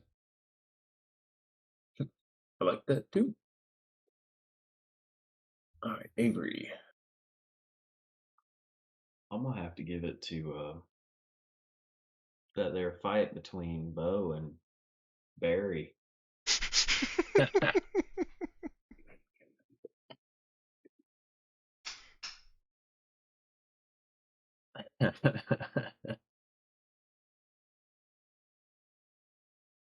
That got me tickled. Yeah. Thank you, Ethan, for letting my wife take out some frustration on your imaginary my word. character. Not even. Worry about it. It's doing me a solid. Oh man. I was, yeah. On that note, there were a couple moments where I was definitely getting like thinking like, okay, is this? I'm pretty sure we're still just in character, and it's just all in character. I'm pretty sure. Really? Uh, Like what? I thought it was all really like pretty good in character stuff. yeah, I mean, like, just like it was being like the emotion was being injected into it well enough that I was getting worried. I was like, is there some out of character feeling being injected into this too? Or Oh, wow. yeah, No. That's what I meant. But you guys had a fun time with it, and it was it was a hilarious interaction. I was gonna say you saw Ethan and I Saturday night at board game night. We were having trouble actually playing the game because we were having too much fun laughing. So Yeah, no bad blood, and no. I always appreciate the catharsis of being able to role play characters. So Mm-hmm. Well, good. I Yeah. will consider it great character development for their friendship if and when Bo ever calls her by the right name.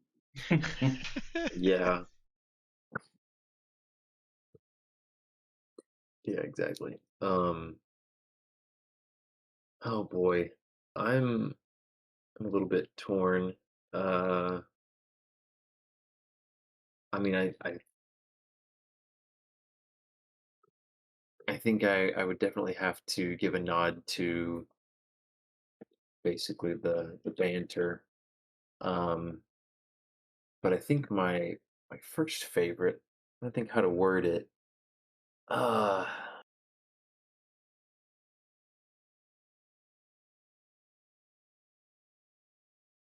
I guess just that the session,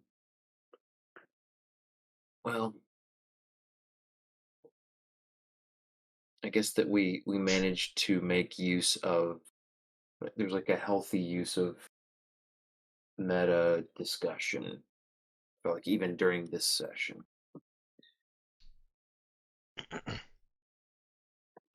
Oh, and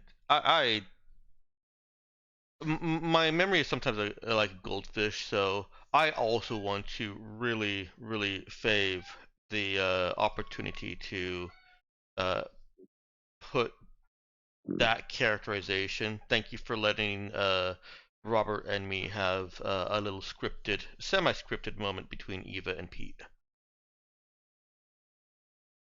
Yeah. That is Thank you. a second fave there for me. Sorry, what were you saying, Robert?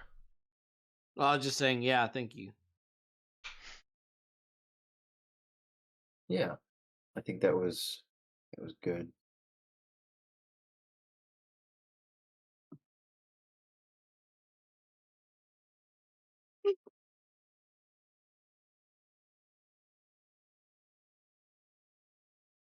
Oh, I don't even know what I'm doing with capitalization anymore.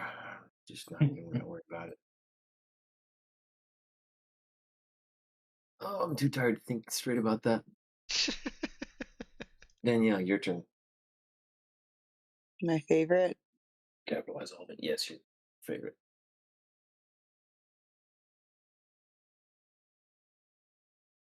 It's a little bit tied, but I did really, of course, enjoy the argument between Cherry and Bo. But I really liked the this isn't how normal people um do things, like making Pete stop and go like, oh whoa, hold on a second, like am I that far removed from like being a normal person? And like Mm-hmm. it playing into Pete's like character development, Yeah. and it being like that he had already been like, I think like by the way that Robert had played it where he like kind of looked at Cherry and then kind of looked at the door and then just I think he was kind of already thinking about it on like the edges of his thoughts, Mm-hmm. just thinking, oh, I need to go check on Eva was really cool to see that. So I guess like just watching Pete's development and him connecting the dots Mm-hmm. to go to Eva was really neat. Yeah. I liked that too.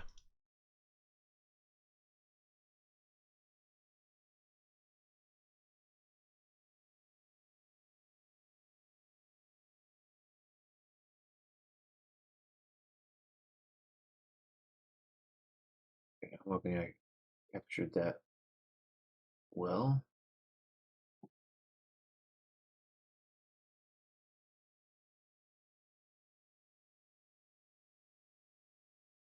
Ethan, back to you. Okay, so I remembered my first one, which was our whiteboard of carefully documented crimes.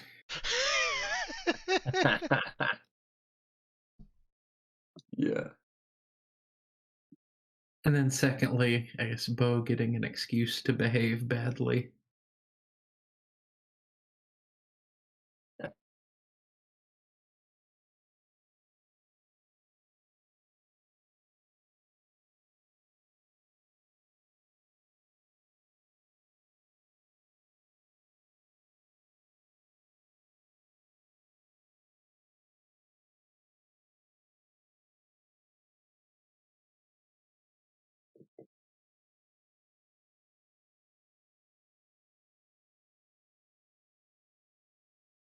Now I want to make a variation of the Better Business Bureau logo. That's Bo behaving badly. Bo Just behaving like his badly. work. BBB. Yeah. Bo behaving badly Bureau. Mm-hmm.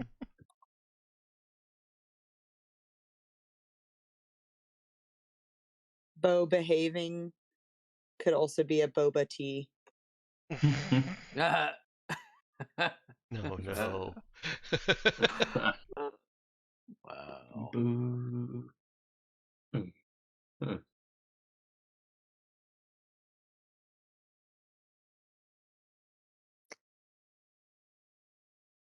Oh boy. Boo.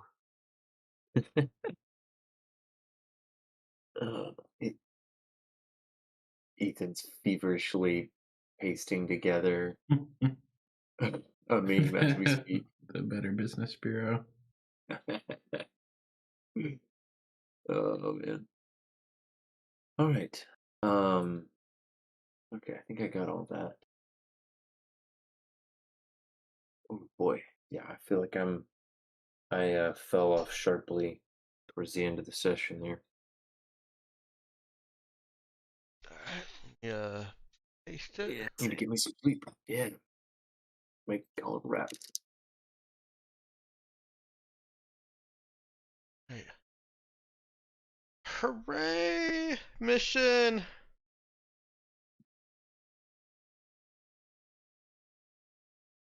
Dunzos. We did All it. right.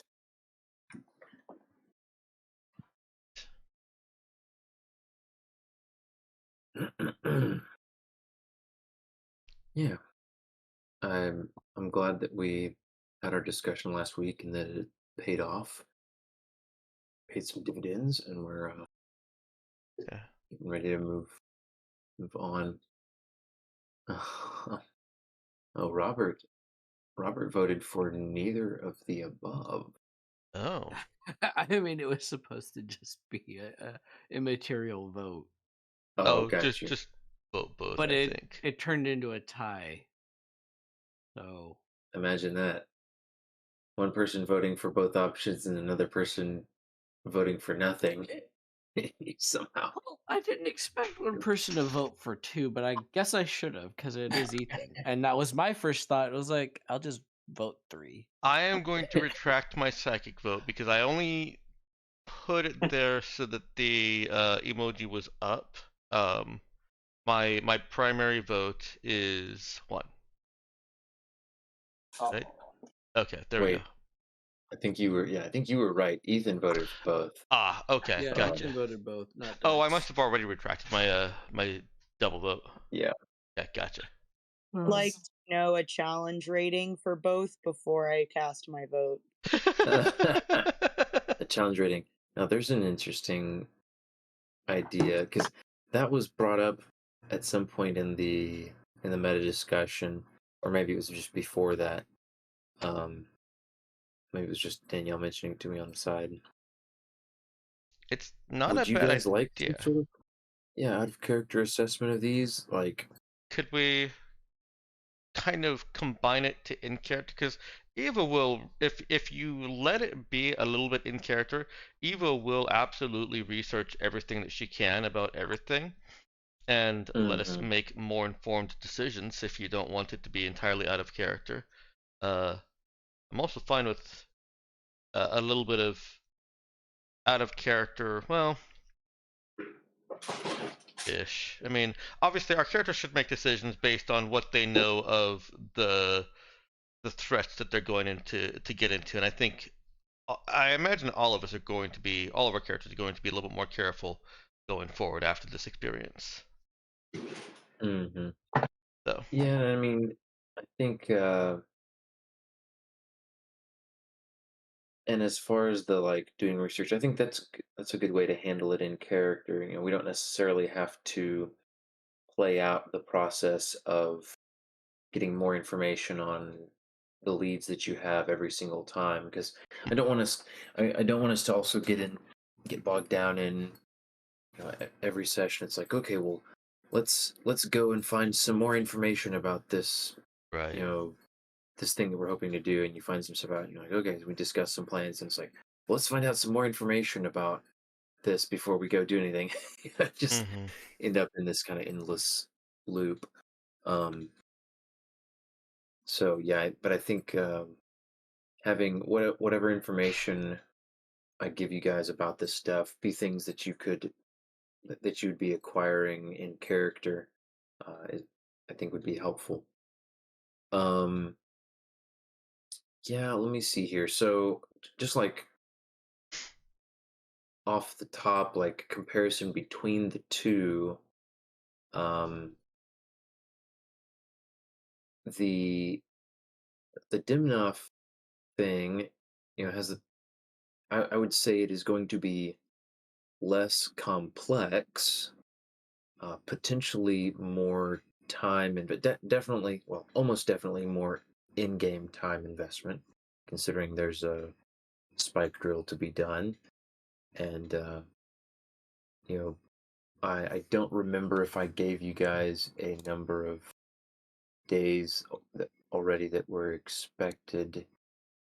Um, I know I have it written down. I've been trying to get my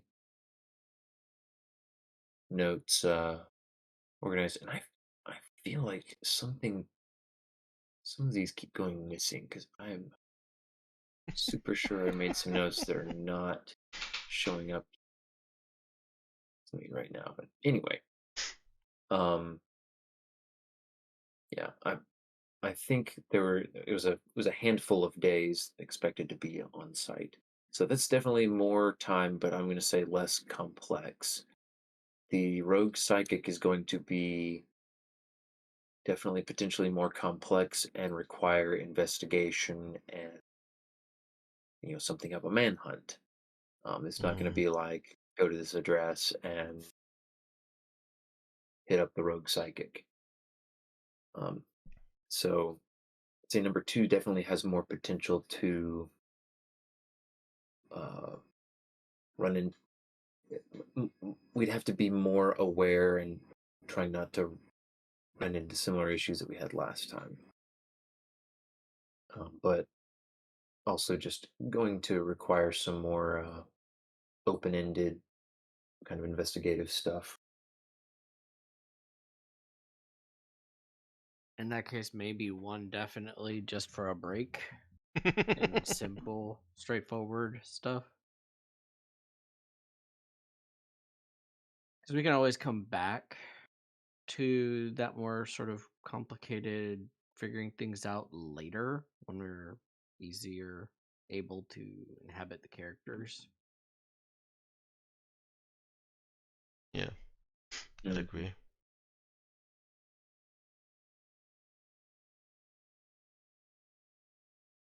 Alrighty. And it looks like the votes as tallied so far bear that out. So settled. We will move towards uh, the Devenoff expedition mission next time, after doing a little bit of informing Mr. Gray of the success, which doesn't necessarily even have to be in character, unless you guys want it to. I'm fine with that.